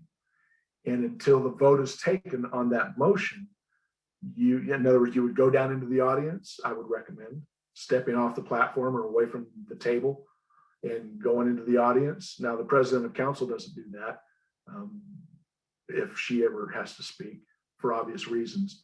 But in an MPU, typical organization MPU meeting, they would step down into the audience and just be a member of the audience, raise their hands like anybody else. So I've got some things to say. Again, you'd speak to the presiding officer who's temporarily presiding, chair pro tem. And then you would act just like a member. And then once the vote took place on that motion, then you would come back up and resume your place as the chairperson. So you don't want to do that too often, because then why don't you just resign and we'll get somebody that doesn't feel like they have to talk on all the motions, because it gets kind of cumbersome if you do that all the time, and you kind of betray your own objectivity if you do it too often. But and then I'll say one more thing. It is legitimate if somebody is saying something and they're stumbling across and they're stumbling over it, or it's not very clear what they're saying, and you know what they're trying to say, and person A is trying to say something and the audience isn't getting it, and so it is legitimate for you to make some clarifying comments as a chairperson, but stick within those parameters. Don't take it beyond that, because they deserve they deserve let me put it this way. They deserve an objective umpire, somebody who's just going to stick to the rules. They don't need an umpire that is favoring one team. Thank you. You're welcome. All right, Mr. McCall. Hello, I'm Terry. At the beginning of the discussion, you mentioned a term, point of order, and Yes. I just wanted to ask some questions about that. What exactly does it mean? In what circumstances should it be called? And whom should be calling that? And at what point in a meeting? Thank you. Okay, yeah. That's a pretty familiar term. Most people have heard point of order. Anytime that you think that procedure is being violated, maybe that's a strong term. Maybe there's a misstep in procedure. Let me put it that way. Because it happens. It's pretty complicated at times. And so you believe that there's a misstep, you stand up, you don't have to wait to be called on, you don't have to wait to be recognized. You just say, Madam President, point of order. Well, you want to be respectful. You don't want to, bark out and act like you're upset, even though you are. Try not to show it, because it helps keep things calm. So you think there's a misstep in procedure. Let's say the committee chair is giving a report, and then the committee chair starts moderating the meeting. Well, that's not legitimate. And I've pointed that out, unless your bylaws, your governing documents provide otherwise. But as a standing rule, they're not. So the chairman of the committee is starting to moderate the meeting, and you would stand up and say, excuse me, point of order. Isn't it the president's job, not the chairperson of the committee? Isn't it the president's job to moderate the meeting? And oh, yes, that's right. I'm sorry. I guess I just got carried away. We'll adjust. Anytime you see an infraction of the rules, a misstep in the rules, stand up and say, excuse me, point of order. So you mean procedural rules about the meeting being run? Yes, and that's a good point. And I guess I was just assuming that it has to do with procedure. If somebody is saying, Main Street is a two-way street, and it's really not, they're making a mistake, it's a one-way street, I guess you could stand up and say, excuse me, point of order. Main Street is one or the other. They said it's a two-way street. It's actually a one-way street. That wouldn't be fitting. It's not, it doesn't pertain to content. And that's a good point. It pertains to procedure. It pertains to procedure. Thank you. And it's valid anytime. Anytime, and you don't have to wait to be recognized. I would say that if you do it a lot, then it'll start weighing on the meeting, and it'll you know, if there's a lot of points of order that have to be brought up, then there's some adjustments that have to be made somewhere.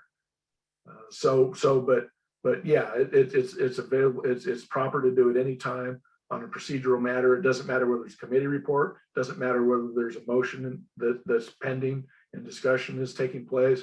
At any point in the meeting, any area in the meeting, if you think the rules are being there's a misstep, then go ahead and speak to that. Now, I'll say this: as parliamentarian, it's my job. Excuse me, I've got a frog in my throat. As parliamentarian, it's my job to speak to the rules for the president. Sometimes I'll address the body. I've done that in Atlanta and other places. Some things I'll just let go. Some things I don't call attention to, because it would cause more problems. They're minor technicalities that I'll just let slide. I won't bring them up, because to bring them up in most cases would be distracting. There could be certain cases where the minor infraction does prove to be significant, and I will bring up what would otherwise be considered a minor infraction, just because in that particular setting it needs to be adjusted. But sometimes I'll just let things go for the sake of flow, for the sake of comfort. No harm is being done. So the reason I bring that up is because as you're a member in the meeting and you're seeing missteps, if you've studied the book, you know the procedure now, and you can be too nitpicky. If people's rights aren't being violated, and things are going okay, somebody spoke 10 seconds over their time, you know, I'm not going to jump up and holler about that one. I'll give it a little bit of time, just little things like that.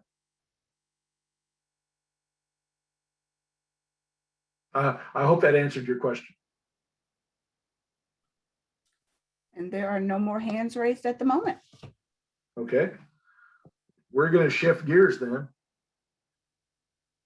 and we're going to start talking about now we're going to start talking about motions and how the chair will guide motions and discussion and procedure and so on once the meeting gets going. And I'm yeah. sorry, Dennis. My apologies, everyone. I'm so sorry. There was another hand raised and I didn't see it in the list, but Mr. Anderson. You feel free to interrupt me anytime. We have that arrangement. Yes, ma'am. Oh, Sorry, thank Mr. you so much. Anderson. I'm not sure of what all chapters or elements of Robert's Rules of Order we're going to cover, but I think this is like at least generally applicable to what you're saying as far as your Q&A. So what I wanted to know is, what is a proper way to inform a membership of what's going to be discussed at the meeting if it's not considered old business? Because I had somebody tell me that if it's, you can't talk about what motion or discussion somebody may want to have at a meeting unless it's already been placed under new business, and then it'll be moved into old business or postponed or some type of other motion made to it. My apologies. I'm not sure I follow the question. So you make an agenda for a meeting, right? Yes. Okay.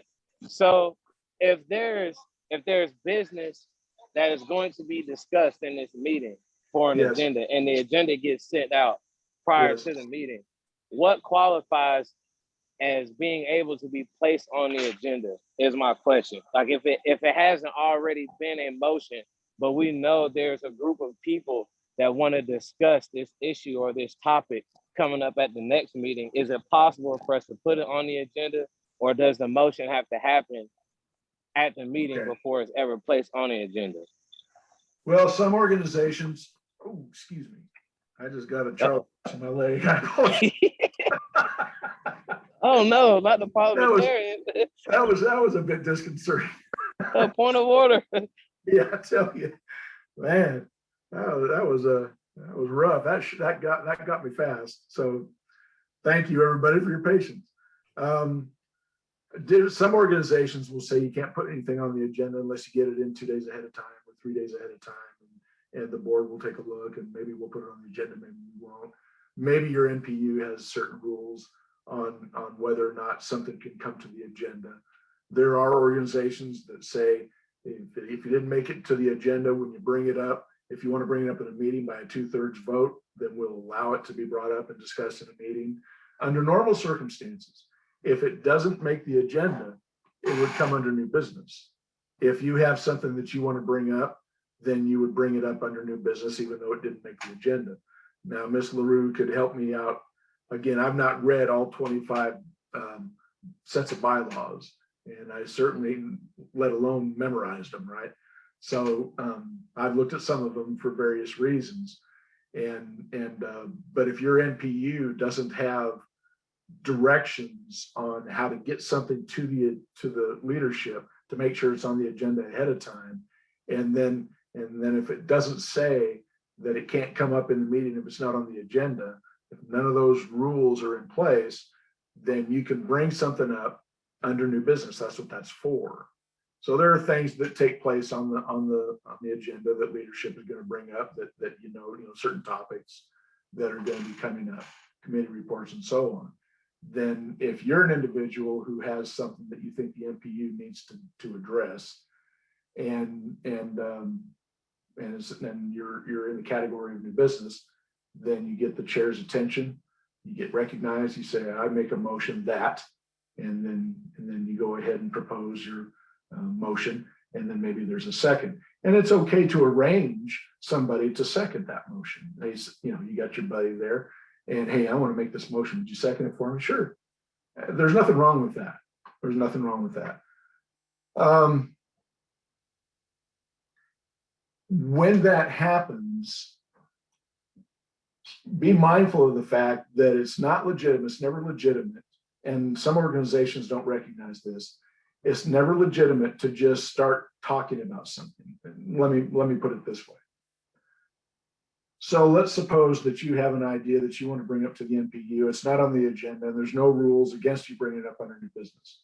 So you find you're at the point of the meeting where it is new business, and you stand up and you say, I've been thinking about Main Street, and I've been thinking about that light on Main Street. And I was watching a kid on his bike the other day, and he almost got hit by a car because that situation on Main Street. And you start talking about Main Street and the light on Main Street that has you concerned.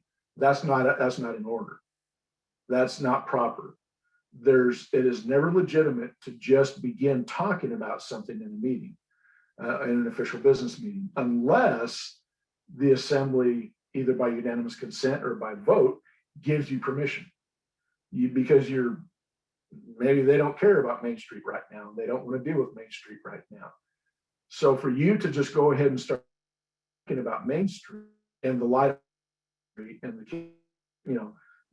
that is not legitimate. So it would go something like this. Let's suppose that you were on Main Street the other day and you saw another close call. I mean, people keep getting hurt there, and there you were just coming out of the store, and there it happened again. That kid almost got hit by. I think what we need to do, we need to put in a turning signal there. I think that's really important. We need to put in a turning signal there on Main Street. There isn't one. I think that would fix it. Believe it or not, the best approach and the proper approach would be for you to stand up and say, I make a motion that we put a turning signal in on the intersection of Main Street and First Avenue. And then you have your buddy, or maybe somebody, or people have already been talking about it. And somebody stands up and says, I second it. And then you begin talking about that. And it seems counterintuitive, because why would you make a recommendation when you haven't even had a chance to talk about it yet? I mean, you're just out of the blue.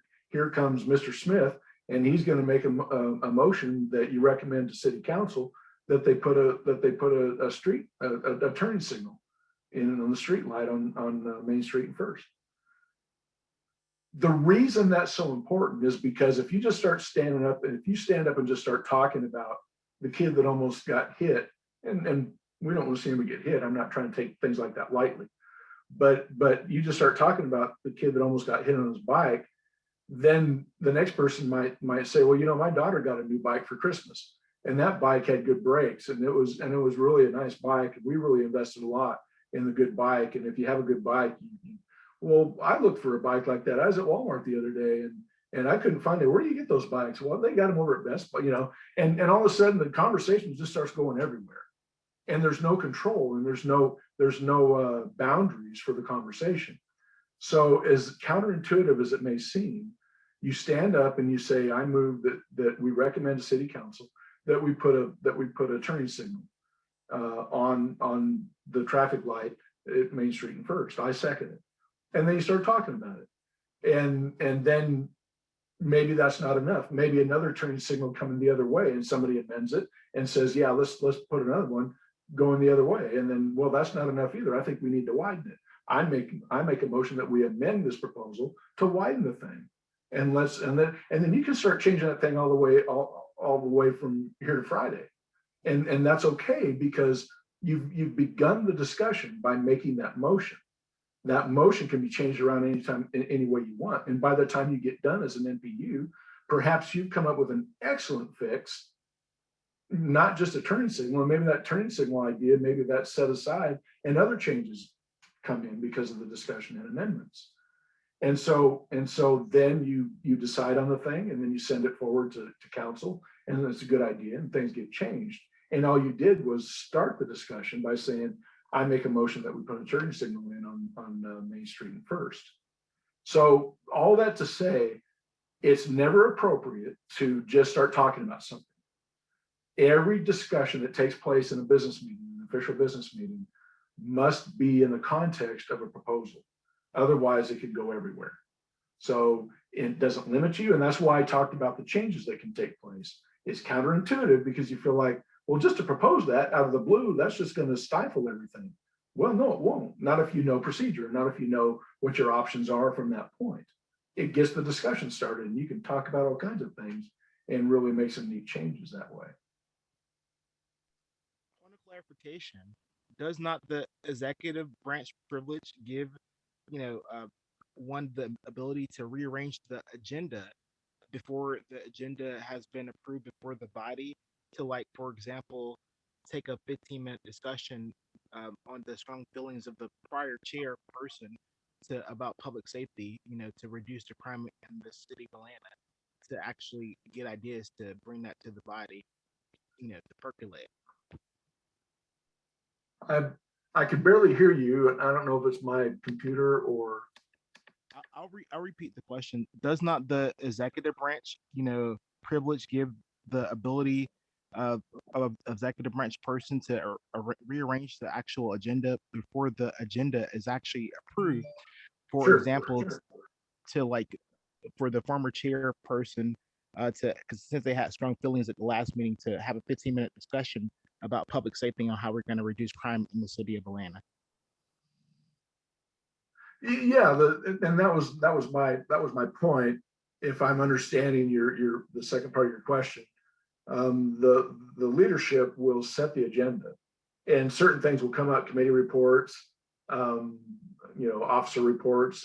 If there's going to be an officer report, you're going to have unfinished business. You're going to have various categories that Robert's Rules of Order even provide, and then you get to a place of new business. And if your NPU doesn't disallow new business to come to the floor without first being approved by leadership, if none of those restrictions are in place, remember who the final authority is. The final authority is the voting membership. It's not the leadership in most cases, unless the governing documents provide otherwise. So, but in most cases, the voting membership is the final authority. So let's suppose, and sir, if I'm understanding your question right, I'll take a stab at providing some of the details that I think you're looking at. Let's suppose the leadership has provided a discussion, a 15-minute discussion on public safety, and maybe they talked about Main Street and First, and some ideas that would fix the problem on Main Street and First with the traffic light and so on. And nothing was ever said, nothing was ever done. They just talked about it. And then it comes to new business. It's still legitimate if there's no restrictions in place. It's still legitimate to stand to get recognized by the chair and say, I make a motion that we recommend to City Council that we put a turning signal on Main Street and First. Now, if they have brought it up already and they proposed that under their report, under a particular committee report or officer report, they recommended some fixes for public safety, specifically Main Street and First and the traffic light. If they've made a decision, then unless you're going to make a motion to reverse that, then there's really no need, and the agenda has done what the agenda does. So, but unless if there are no restrictions, I'll just put it this way: if there are no restrictions on getting things to the agenda under new business, any voting member can make any motion it chooses to, that he or she chooses to make. May not be a good one, may not be a one that gets voted in, but any voting member can make any proposal that he or she chooses to make. And if it's seconded, then discussion ensues, majority vote wins the day, and it moves forward. So point of clarification. So I turned the vote system off, but basically, so you're saying that as an executive branch, privilege, I can actually rearrange the actual agenda items to bring up a actual past discussion from the prior chairperson or chairwoman that felt strongly about public safety in the city of Atlanta, and basically I can rearrange it as an executive branch person to actually rearrange it to bring a new discussion that's headed by the current chairwoman of MPUH, and basically about public safety and ideas on how we can actually reduce the crime in the city of Atlanta. Before Mr. Conway Maybe attempts I've been missing the point. address that, I do want to remind everyone that we only, in MPU University, only accept questions that are relevant to course content and beneficial to the class. So if you have specific questions about something that happened in your NPU, this is not the appropriate forum to try to work that out, but you can always email me anytime. And if I don't know the answer, I will always refer those questions to Mr. Conway and get back to you. He usually responds within 24 hours. So I'll drop my email address in the chat. Thank you. And I just want to rephrase it back to your classroom No. rules. And basically that was a point. Okay.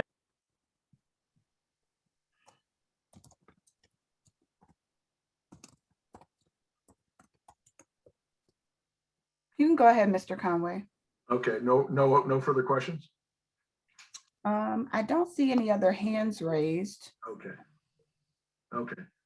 All right, so what we'll do is we'll move on, and Ms. LaRue, if at this point, if it's possible to put the chart up on the screen, because if folks don't have a copy of the chart in front of them, then it'll be difficult. It'll make the discussion a little bit more difficult. Thank you. Is it this one or the? Yeah, that's the one. So yeah, stop right there. So what we're going to do is we're going to talk about procedural motions that a chair should be aware of, and the best way to, not the best way, but what the rules are for processing a particular motion.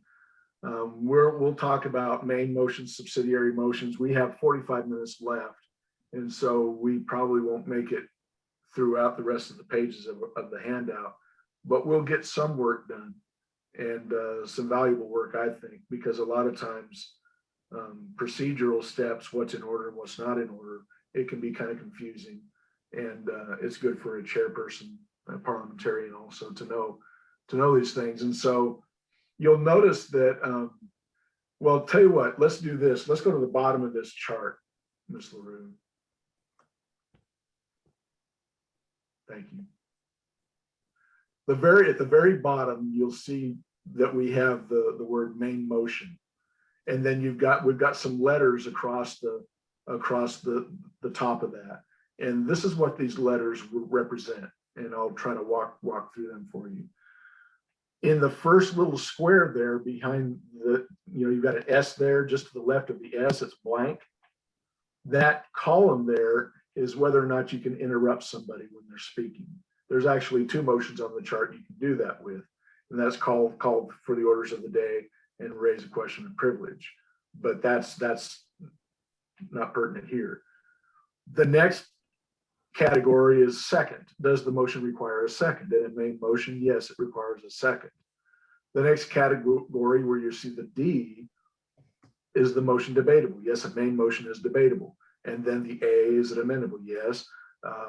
What kind of a vote does it take? Majority vote for a main motion. And to help you out just a little bit, if you'll follow that column all the way up, you'll see a 2/3 reading. For limit or extend limits of debate, it takes 2/3 vote to pass that. So just to help you understand what's going on with this chart a little bit.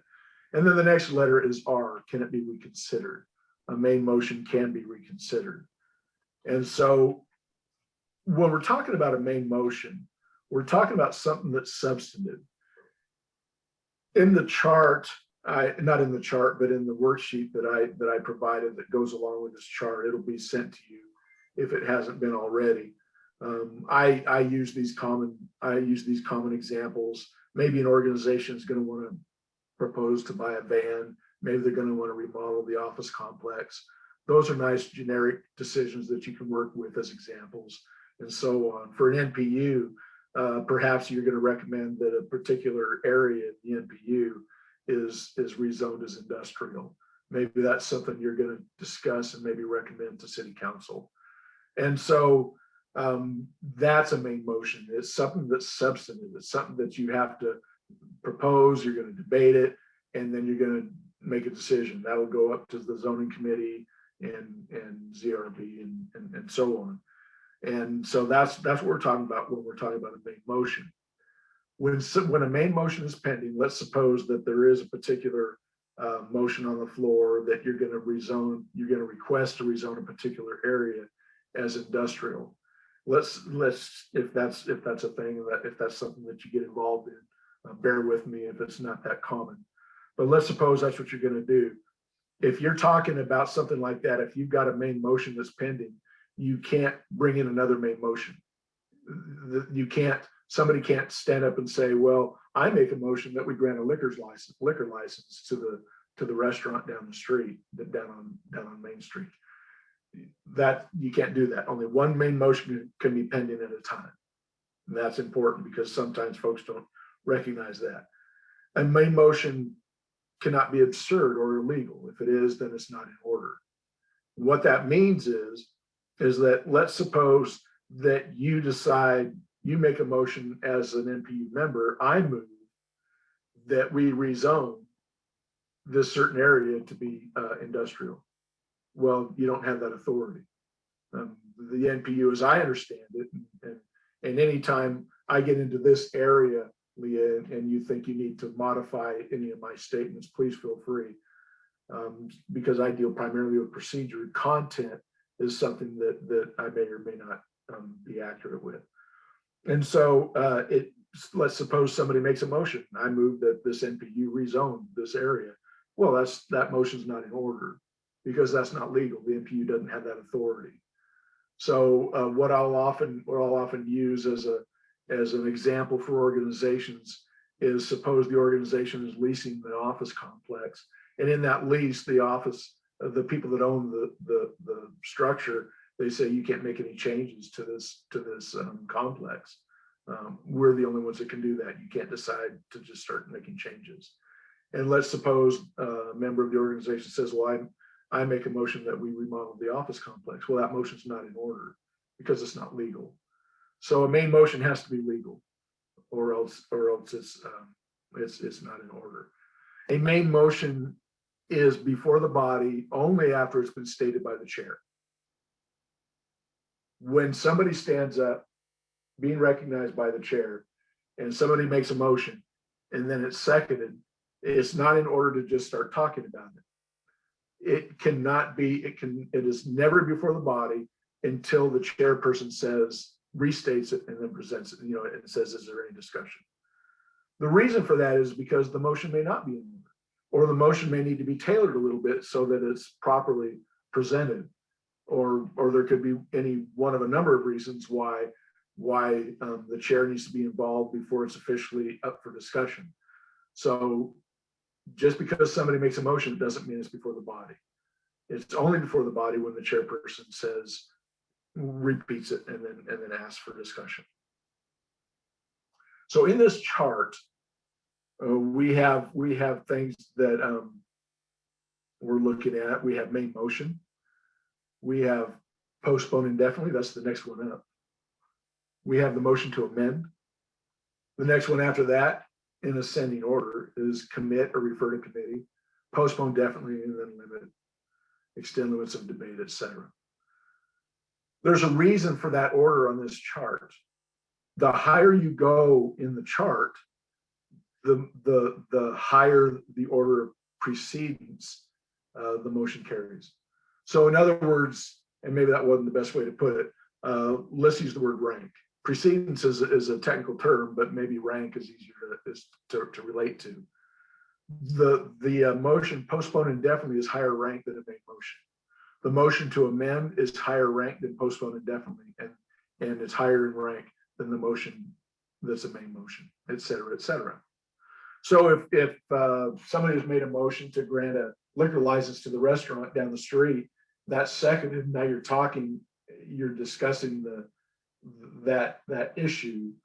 If somebody makes a motion to amend it and say, well, let's go ahead and give them a liquor license, but let's tell them they can't sell it on any liquor on Sunday. And I don't know if that's even legal or not. I'm just using that as an example. And they want to make that an amendment, then that would be in order. It would be proper to make that amendment, even though the main motion is pending, because the motion to amend is of higher rank. So you're discussing the amendment, and the amendment is I'm getting ahead of myself. You're discussing the amendment, that's in order, that's proper. Let's suppose that you've got a main motion pending, and then somebody wants to postpone it. And so that's legitimate, right? The reason that's legitimate is because it is of higher rank than the main motion. So somebody makes a motion to postpone it until the next meeting, and that's seconded. Now you're talking about postponing the main motion until the next meeting. Well, while you're discussing that, we all know now that there are other motions that can be made because of the higher ranking of motions. So in the middle of that discussion, somebody says, well, I make a motion that we amend that liquor license. If we're going to give it to the restaurant, let's amend it to say whatever. That's not in order. While the motion to postpone definitely is pending, it's not in order to make a motion to amend the main motion. That actually came up in the Atlanta Council the other day in the meeting, and it's just part of procedure. And so it's not good or bad. It's just procedure. That's why they have a parliamentarian there. So that's important to know. When the main motion is pending, you can make a motion to postpone indefinitely. While that's pending, you can make a motion to amend. While that's pending, you can make a motion to commit or refer. All that's in order. All that's perfectly legitimate. You just can't work down. You can't be discussing the motion to postpone and then have somebody say, well, I want to move it to it. That's not in order because it's a lower rank. You have to wait until a higher rank motion is decided, and then you move on to the next. Okay, any questions? Okay, not hearing anything. So yes, I have a question. I'm sorry. Go ahead, Mr. Ross. Okay, what I thought was that you could only go up three motions on the main motion, and that it's limited to that. And so that's not what I'm hearing. that's, I never heard of that. So Dennis, Replacing some organizations. Dennis, I think you have a bad connection. It's starting to sound a little staticky, Okay, unless that's just me. Is that just me? No, it's breaking up with me too. Okay. Me too. Me too. I'm not sure what to do. Oh, that's better. Go ahead. Are we back? Stay in that spot and don't move. No. Okay, well, my apologies for the, somebody said turn the video off, and that might help. So, anyway, I've never heard of that rule unless your organization has a rule where only 3 motions can be proposed at a time. You know, you can only go up 3 motions and higher in rank.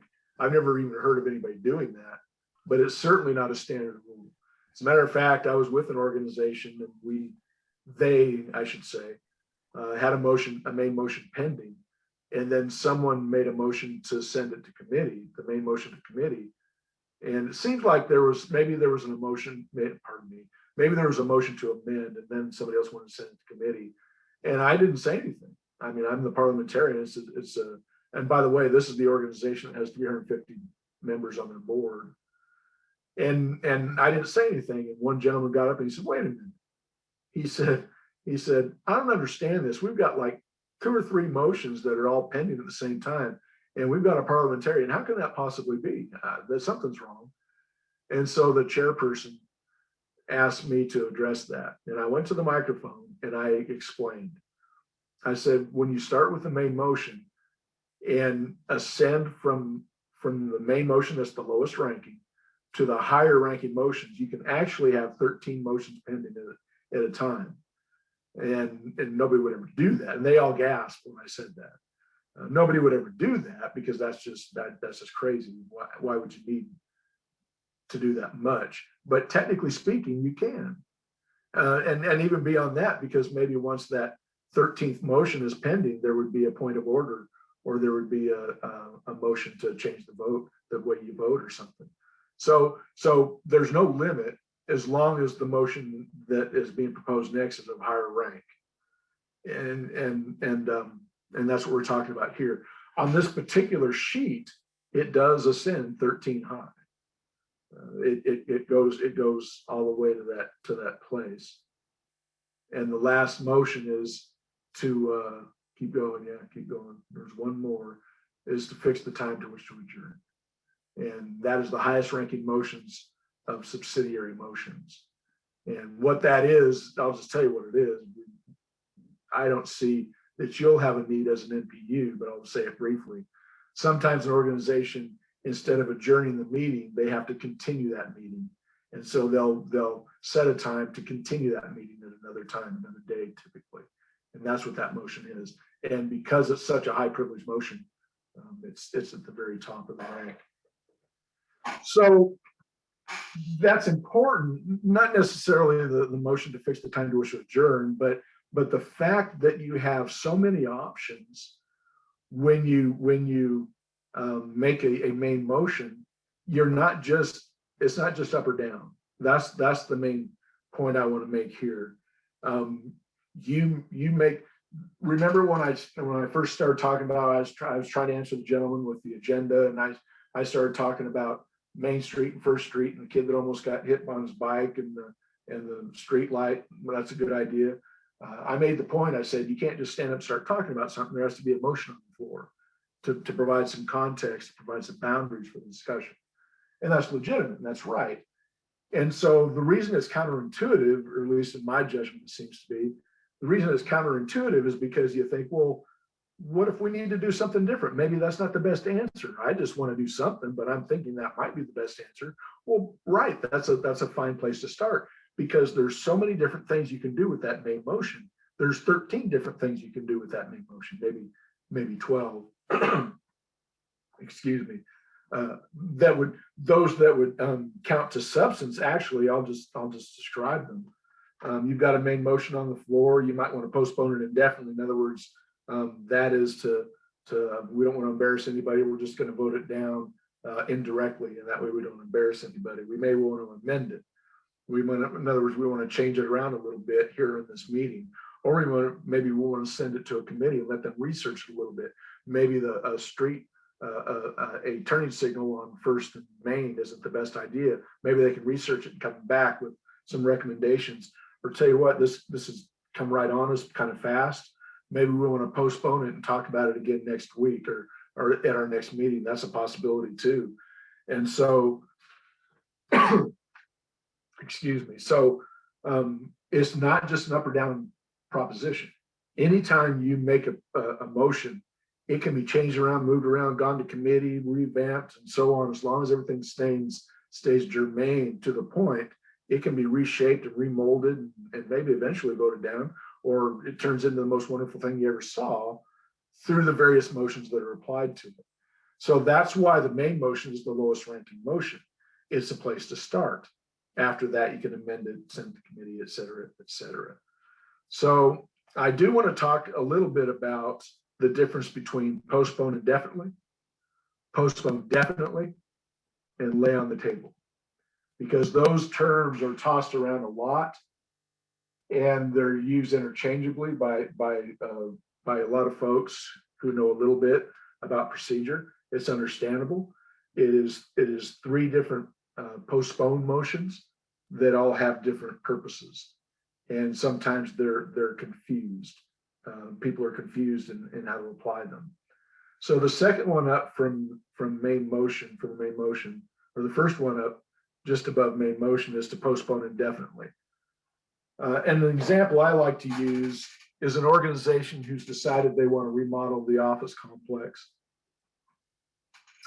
And the guy that makes the motion says, I've got my cousin Bubba, who's a wonderful contractor, and we want to go ahead and I make a motion that we hire Bubba to redo the office complex.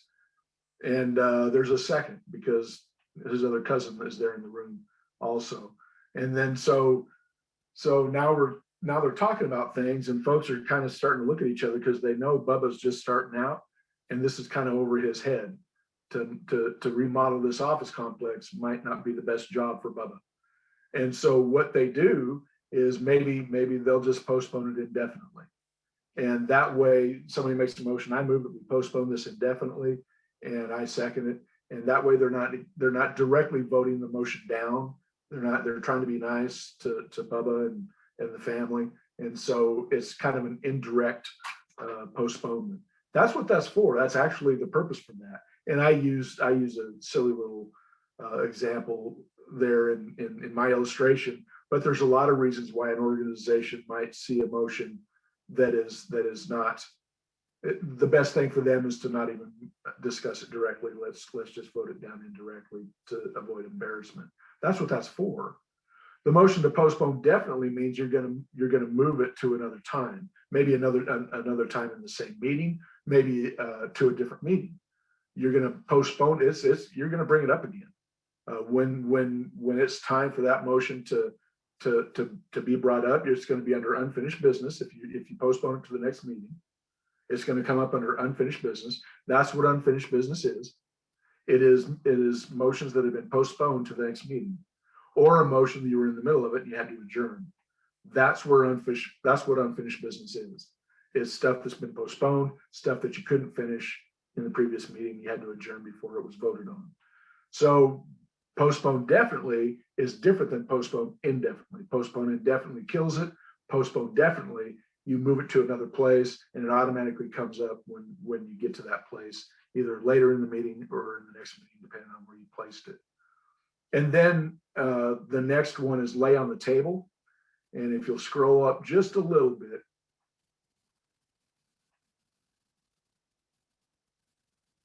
thank you.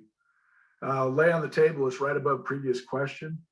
And that's another motion where you're going to decide later. You'll hear people talk about, well, let's just table that. That's really vague.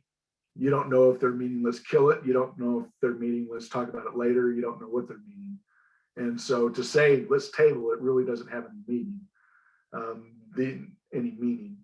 And so if we want to be technical, what lay on the table really means is that something urgent has come up. Let's suppose you have a speaker And he just got a phone call. He saw him get on his cell phone, and and he, oh no, and he puts his cell phone away. He goes over to the chairperson and says, I just learned I've got to leave right away. I've only got like another 15 minutes. Is there any way I can speak now? And so that information gets to the floor, and somebody says, okay, I move that we lay the present motion on the table and let our speaker speak. It's a second. It's a majority vote. It's not debatable. It's not amendable, and so on. That's what that's for. Something urgent has come up. You'll vote to lay it on the table. And once the urgent business is passed, then it takes another vote to bring it back off the table. So there's 3 different types of putting things off. And I'll just repeat them, and then we'll move on. And if you have any questions, that's fine too. The first one is to save embarrassment. And really that's what it's for. Postpone indefinitely. The second one, postpone definitely, that is just, we want to talk about this later. The third one is something urgent has come up, lay on the table. Something urgent has come up, and we're going to set it aside until the urgency is over. Then we'll bring it back by way of a vote. So those are important distinctions for those motions. Does anybody have any questions on those?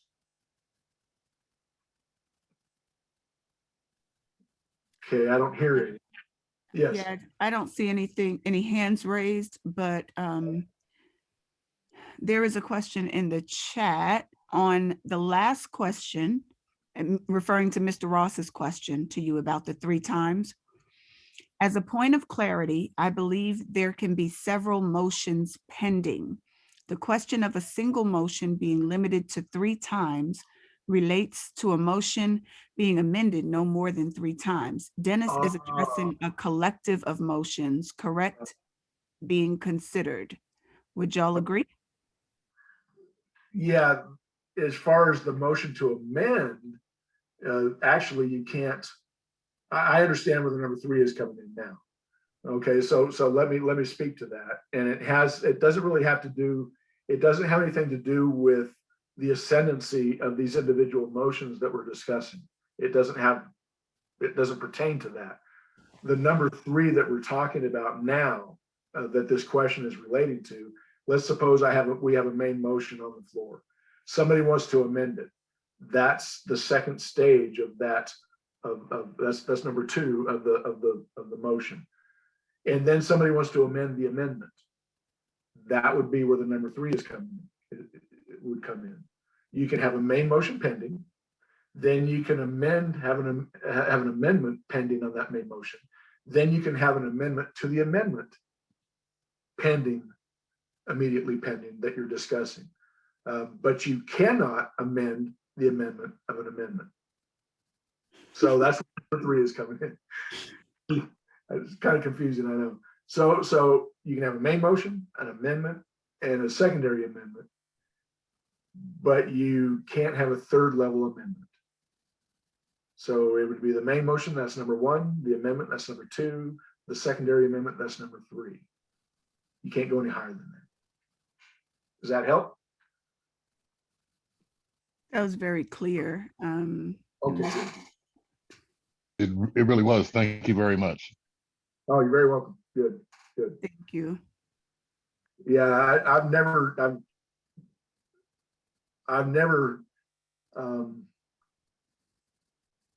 I think one person tried to do a 3rd level amendment in one meeting that I was in, and everybody, I saw a lot of eyes roll from where I was. So we do have one hand raised, and that is Katie Kissel. Yeah, Elliot, thank you.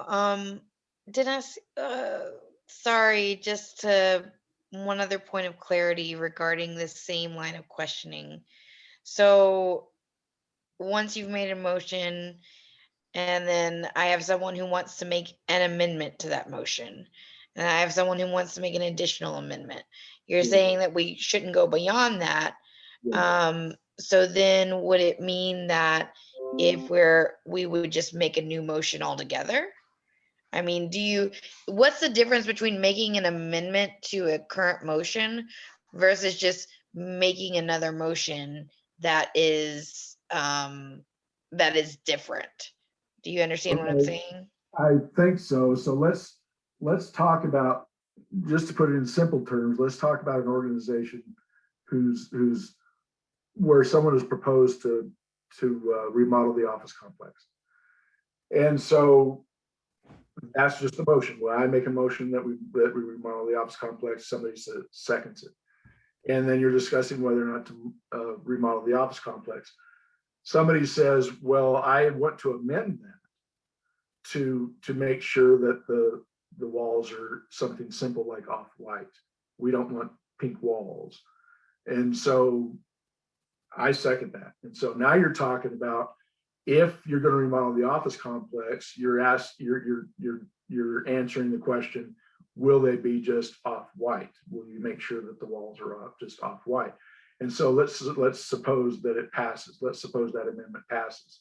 Now the motion on the floor is, let's remodel the proposal is to let's remodel the office complex, and if we do, the walls will be off-white. So that's why it's effective to use an amendment, as opposed to say, let's go ahead and remodel the office complex. All in favor, say aye, aye, and then you vote. And forgive me if I'm not answering the question, but I think this is where you're going with the question. So then you vote that in.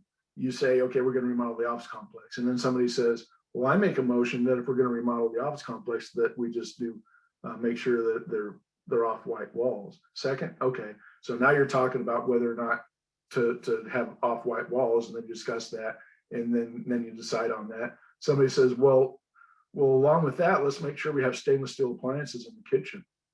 And so what you do is you end up making motion after motion after motion after motion, rather than just tailoring the main motion as you go. And it's a little more efficient to just tailor the main motion as you go, along with the fact that, and this is significant as well, once you decide on something, if you want to change it, it takes a 2/3 vote. So and this is the rules. That's one of the ways to stop people from bringing stuff up over and over again, and being dilatory and causing, taking more time than is necessary. So let's look at it from a rules standpoint. Let's say that you make a motion that you've decided to remodel the office complex, and that's all you did. You just decided, you voted, okay, it's done. We're going to remodel the office complex. Somebody stands up and says, well, I move that we make sure that it's going to be all off-white walls if we're going to remodel the office complex. In order to do that, it'll take a 2/3 vote to amend that decision that was just made. Otherwise, people could just be bringing up stuff all the time with no control. So it is better procedure to, and again, forgive me if I'm not answering your question, but it seems like that's just where you're going. It's better procedure to just make amendments to a main motion and get it all worked out, and then decide on the motion as amended. Right. Yeah, I guess what I'm trying to get at here is that if you're saying that there is limits to the number of amendments, you can amend it once, then you can amend the amendment, right? Mm-hmm. And then that's it. But then instead there, this discussion is continuing to happen, and you have now a point where you want to amend the amendment to the amendment. I know that's horrible, but is then at that point, it's just better to entertain a new motion that has all of that included and drop what you've done to that point? Or, in other words, how do you account for that? Because as discussion happens, we've had discussions where we have had multiple amendments, and I had actually never heard the rule that Terry had mentioned about it being mentioned. I think I see the question now, and so, and again, forgive me if I do still misunderstand. I'll do my best to try to address what I think I hear. You can have as many amendments as you want. So let's do the office complex scenario again. I make a motion that, the motion's pending that we have an office complex remodel. I make amendment. I want to move that they're going to be off-white. Walls are going to be off-white. Second, it passes. Okay, another amendment. I also want to make an amendment that we include the kitchen on that. And because of this, that, you know, I don't want to just do the office complex. Let's make sure and do the kitchen as well. Second, and then talk about it, and that passes too. Then, okay, then let's make sure and redo the library. This is one of the things we want more shelving in the library. If we're going to do this, we want to make sure that there's more shelving in the library. You can do as many amendments as you want, I guess is the point I'm trying to make. You can, but you can't when you start stacking amendments. For example, if you want to, let me see, I want to be careful doing this because I don't want to get confused or confuse you. So let's say you're remodeling the office complex. Somebody makes a motion to redo the kitchen. So that's pending now. That's going to be part of the main motion now. If it passes, you're going to also redo the kitchen. And so as we redo the kitchen, somebody wants to amend that amendment by saying, let's make sure that and do stainless steel appliances. So now you're talking about, now that's your second level amendment. You're doing stainless steel appliances, and you're because if you do the kitchen, you want to make sure there's stainless steel appliances. And if that amendment passes, you know, again, it's a second tier amendment. Then somebody says, I make a motion that we amend the amendment of the amendment to make sure they're Maytag. That would be out of order. Maybe that'll help. So when you start stacking amendments, you can only go too high. You can go to amendment and then amend that amendment. You can only stack them too high. But when you spread them out, you can make as many amendments to a main motion that you can fit in there. That makes sense. I get what you're saying now. Okay, good. Yes. Okay, good. Yeah, it gets kind of complicated, but I'm glad I finally understood, and I apologize for being kind of slow. Anything else along those lines? Yeah, there's something else along those lines. You have successfully confused Mr. Ross, and that is not easy to do, Dennis. So I think we might have to spend some more time on that. A lot easier than you think, Leah. Yeah. So, Mr. Ross, do you want to elaborate, or do you want Mr. Conway to, you know what might be helpful, you guys? And I think Mr. McCall said this too. It might be helpful to have an example that is pertinent to neighborhoods or MPUs. Okay. So there is a motion to approve V-20-9. Okay. Hope that's not real. I totally made that up. Provide me some content. That's why I went to the office complex, because I'm afraid I'll provide bad information or bad example if I try to. Yeah, and this stuff is complicated. These questions are good questions, and they really do come up in MPUs, and oftentimes they're just done wrong with no question at all, like, because that's the way we've always done it, so we just do it. But people do want to do it right, so there's that. Okay, so there's some, I make a motion, and somebody can feel free to jump in. I make a motion to approve V-20-9. I second that motion. Thank you, Mr. Jones. Okay, and then I'd like to amend that motion that approval be depend upon 5% local hiring preference. I make an amendment to amend that motion to actually include the fact that we should discuss public policy before that. Can I get a second on that motion before we can entertain that motion on the floor? I second.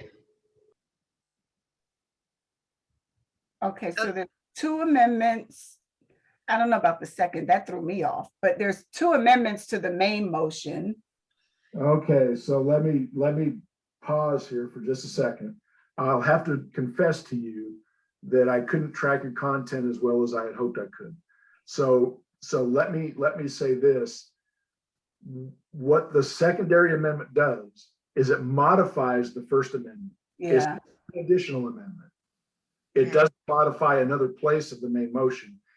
Your secondary amendment only always modifies the first amendment. Right, so oh, to so me, where, wait, hold on. Here- 1 second, Katie. So where Mr. Ross said 5%, a second amendment would say 7%? Yeah, strike 5 and amend that by saying 7. That would be a secondary amendment.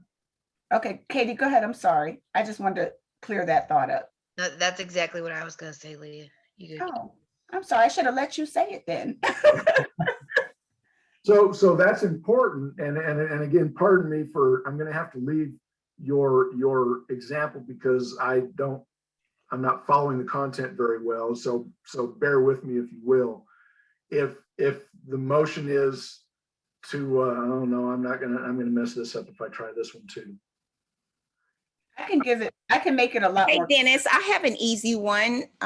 Leah, do you mind if we use mine? Not at all, not at all. All right, and so this is pretty relevant too, because it's really about speaking time, which would work for which could work for all of our scenarios. And so the main motion is to limit debate to 2 minutes and 2 people, 1 in support and 1 in opposition. The amendment to the main motion is to limit debate to 2 minutes per person, 1 discussion, limit to 1 discussion per person, overall debate to accommodate any new positions in support of or in opposition.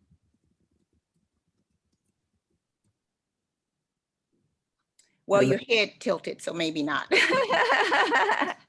And so let me expound on that. And so in a larger organization, what I find is there's generally someone that makes a quick jump to limit debate. And so there's, I'm going on the extreme. And so it's, let's limit debate to 2 minutes to 2 people, 1 in support and 1 in opposition.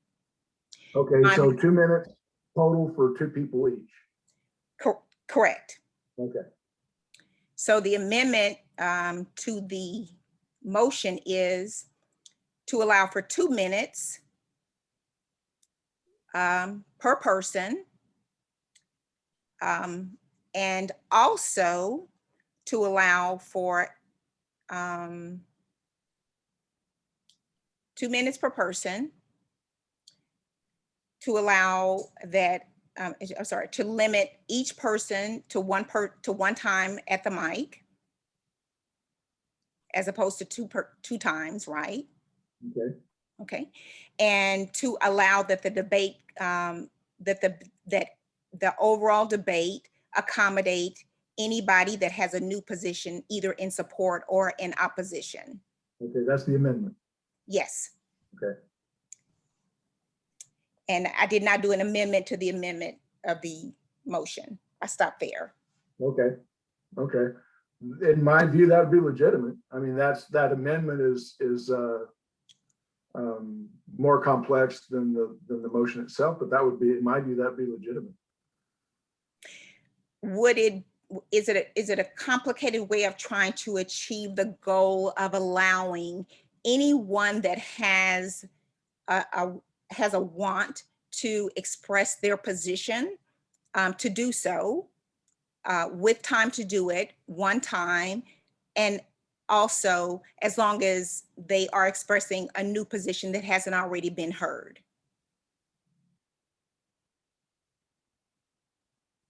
Oh, okay. No, that's legitimate. I mean, and a lot of it depends on it, and we're kind of getting into we're kind of sidestepping here, but it kind of gets into the culture of the organization, because some organizations would like that, some organizations wouldn't. But as you would make the proposal, they can vote it up or down. They can say, yeah, we like that. Boy, good idea. Let's go with that and get way more than 2/3, because that's what it would take. Another organization might say, that's too restrictive. We're just not interested. A lot of that depends on the organization when you culture. Good points. Thank you very much. You're very welcome. Okay, so Dennis, Yes. I have a much easier question for you from the Yeah, chat. well, the last person promised that too, and I was disappointed. So this one is really easy. We actually had a real example of this either last week or the week before. And just, I don't want to move on from that and have people still confused or still having questions. So here's what I would do. If there are still questions about that, email them to me. I will pass that along to Dennis and we will get that. He will think of some great relevant example and he will write up a whole opinion that makes a whole lot of sense. And he can put some more thought into it and, you know, have time to think it through offline. So here's your easier question. Okay. There is a motion of non-support, so it's a negative motion. A motion of non-support. Okay. We don't like those. Speak to that.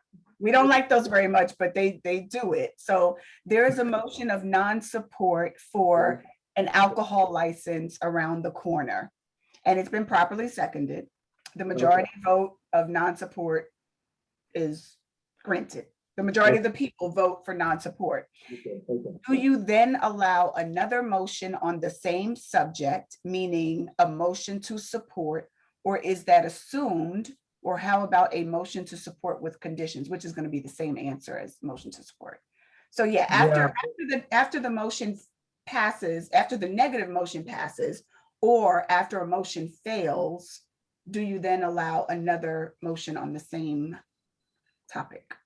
In my view, yes. Because, and I've talked to other organizations about this, and procedure speaks to this. Any proposal needs to be an affirmative proposition. To vote yes for a no, first of all, is confusing. Secondly, to vote yes for a no, it doesn't mean that an affirmative proposal is out of the question. There's so much room in between. You're better off to say, I move that we grant the liquor license. I second it, and then let that be voted down. Other than that, just don't say anything. In other words, don't make the motion. If somebody, and again, I'm admitting my naivete at some of the specific procedures that an MPU will use. But let's suppose that somebody is requesting a liquor license, and it comes through the MPU, and the committee that's responsible for that says, and again, Leah, help me out here if and I'm sure I'll need it. The committee says this organization is wanting a liquor license, and here and we're the committee, and we're putting it before you, and all you hear is crickets. Well, they don't get their liquor's license, and so. And if somebody says, no, I think they ought to have it, so I'll make the motion. Well, then it gets voted down because most people don't want them to have it. So the recommendation is no liquor license. I don't know about new business. I don't know about where there's no restrictions for bringing things directly to the floor without going through leadership. Personally, in most organizations, I think that's the best, but let's assume that that's where your NPU is. You don't need permission to bring something to the floor under new business. You just do it. You're good friends with the guy that wants the liquor license. And so you, whether you are or not, you just make a motion to, so-and-so down the road here.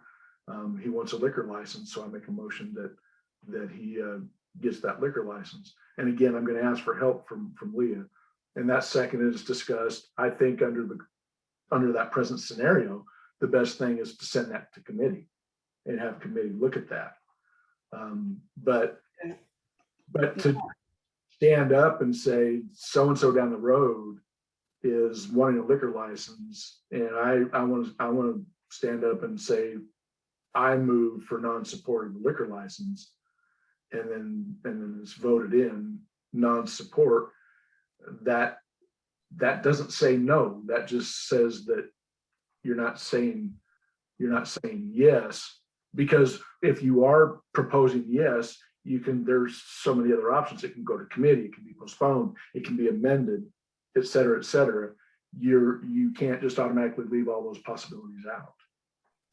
Yeah, so I wanna chime in from and it's 9 o'clock. Or is it? I don't know if I just saw Tony's face and it had that it's 9 o'clock look on his face. So real quickly, and then we can adjourn, because we do always start on time and we always end on time. Today obviously has not been our greatest moment, but I have to say this in every single parliamentary procedures class, because the MPU system is unique in this way. The best bet to ensure that your recommendation gets communicated to the city properly is to make a very, very clear motion in the affirmative and end that whole debate with a motion that is a recommendation. So if you make a clear motion that is to not support this alcohol license, that's not that clear and it's a little fuzzy. Prefer that you make a motion to support and have that motion fail, because then you can communicate to the city that the motion to support failed. So that's that. I agree. Yeah, but if anything other than that gets very tricky, and again, this is a true story that just happened. The MPU's recommendation was communicated incorrectly to the BZA, and it was done after that. And we didn't learn about it until after the fact. And it really wasn't even anyone's fault, because it was just a very unclear motion, and what they intended is definitely not what they communicated. So always best to keep it clear. I'm going to end on that. I tell you, this parliamentary procedures is just the only class that consistently goes up to the very end, and there's still always so many more questions, and we're always ready for part 2. There is a third parliamentary procedures class this year, and that one is geared towards the members. The purpose of that class is to empower the members so that they know what motions they can make and how they can accomplish the things that they would like to accomplish in a meeting. That class is, I don't know when, but it'll be posted somewhere at some point. We definitely want the chairs to be empowered and understand how to best facilitate meetings, and we want the body to be empowered, and we want all of you to be empowered. So thank you, Dennis. Do you have any last words before we dismiss here? Thank you for your time. I always enjoy these, and Leah, you already brought this up. I do feel like there's still more questions. Feel free to provide that by way of email, and I'll do the best I can to answer properly. This always happens, Dennis. You never get through the entire class. This is what, the 4th time I think that you've been teaching with me, and you never get through the whole class. Always great questions coming from everybody. Excited to have folks that are interested. This is fun. So I think everybody has my email address. You may have gotten correspondence from Samantha regarding this class. She is on leave, so don't email Samantha if you've got questions about this. Please email me or Tony, and I am putting my email address in the chat for those of you that don't know me very well. And I can put Tony's in there as well. There we go. So if you have questions on parliamentary procedure, on MPU University, or anything else, please do not hesitate to reach out to us by email or phone. I'm going to very quickly, and I mean very quickly, pull these up. These are our next 2 classes, June 24th and June 29th. Legislative process, fun fact, was our most popular class last year and second highest attended class last year. It is an excellent, excellent, excellent class. And if you enjoyed parliamentary procedure, I know that you will love the legislative process. Highly recommend registering for that class. And last but not least, follow us on social media so that you can get information on classes and on everything else going on in the MPU system at the City of Atlanta and Department of City Planning. All right, everybody. My goodness, we went a few minutes over. We started a few minutes late. I adore all of you. Thank you so much for being here. The class is officially dismissed, but I'll stick around in case there are non-parliamentary questions for me. And if not, I can go watch Grey's Anatomy, so. Thank you so much, everybody. I enjoyed it. All right, awesome. Thanks, everybody, and good night. Thank you, Tony. I'm gonna let you end it, Tony. Oh, wait. Kendall Mendoza has his hand up, his or her hand up. Hey, Leah, can you hear me Hi. okay? Yes, I can. Yeah, so I was trying to ask a question earlier, and thank you for keeping me honest and, not answering it, but where's a good place to ask those types of questions? Because my organization in particular, we're having trouble even getting to a point where the parliamentary procedures can be followed when there's so much of that underlying conflict, right? So I think we've got a mediation, something set up coming up, but do you have any other recommendations just as a regular member? So I'm going to assume that you are not referring to a neighborhood association or an MPU in Atlanta? I am. So this is English Avenue, NPUL, that situation. Good night. Bye. See y'all tomorrow. See y'all. I'm just kidding. No, I know. I know. So I'm going to answer your question, which is where is a good place to get help on that stuff. Since it is a City of Atlanta neighborhood organization, you absolutely should go through our office. You can submit a parliamentary question or any other type of organizational related question, and we'll either answer it or get it answered for you for sure. I am very well aware and have been for many years of the problems occurring in your organization. Heartbroken by it for sure, but that may be a little TMI. So I mean, I don't know. Anything we can do to help, we will. That's really all I can say. Leah, I'll help out any way I can. I think this one is beyond you, Dennis. But I would love to talk to you about it offline and see if you have any tips, because this one is, I think this is at God's pay grade or something. It's like way up there. Yeah, we'll talk about it. Thanks for the question though, Kendall. And honestly, thank you for caring enough to even ask. I was on the phone for a long time with someone else from your neighborhood today who cared enough too. So thank you for caring enough to ask. Thank you for being involved, and please, please, please don't be discouraged and don't quit. Just stick around. I have hope that it'll get better. All right, guys, I'm worn out. I've got to go. Mr. Mendoza, feel free to reach out tomorrow if you'd like, and everybody else, good night. Good night. All right. Have a good one. Thank you, Tony.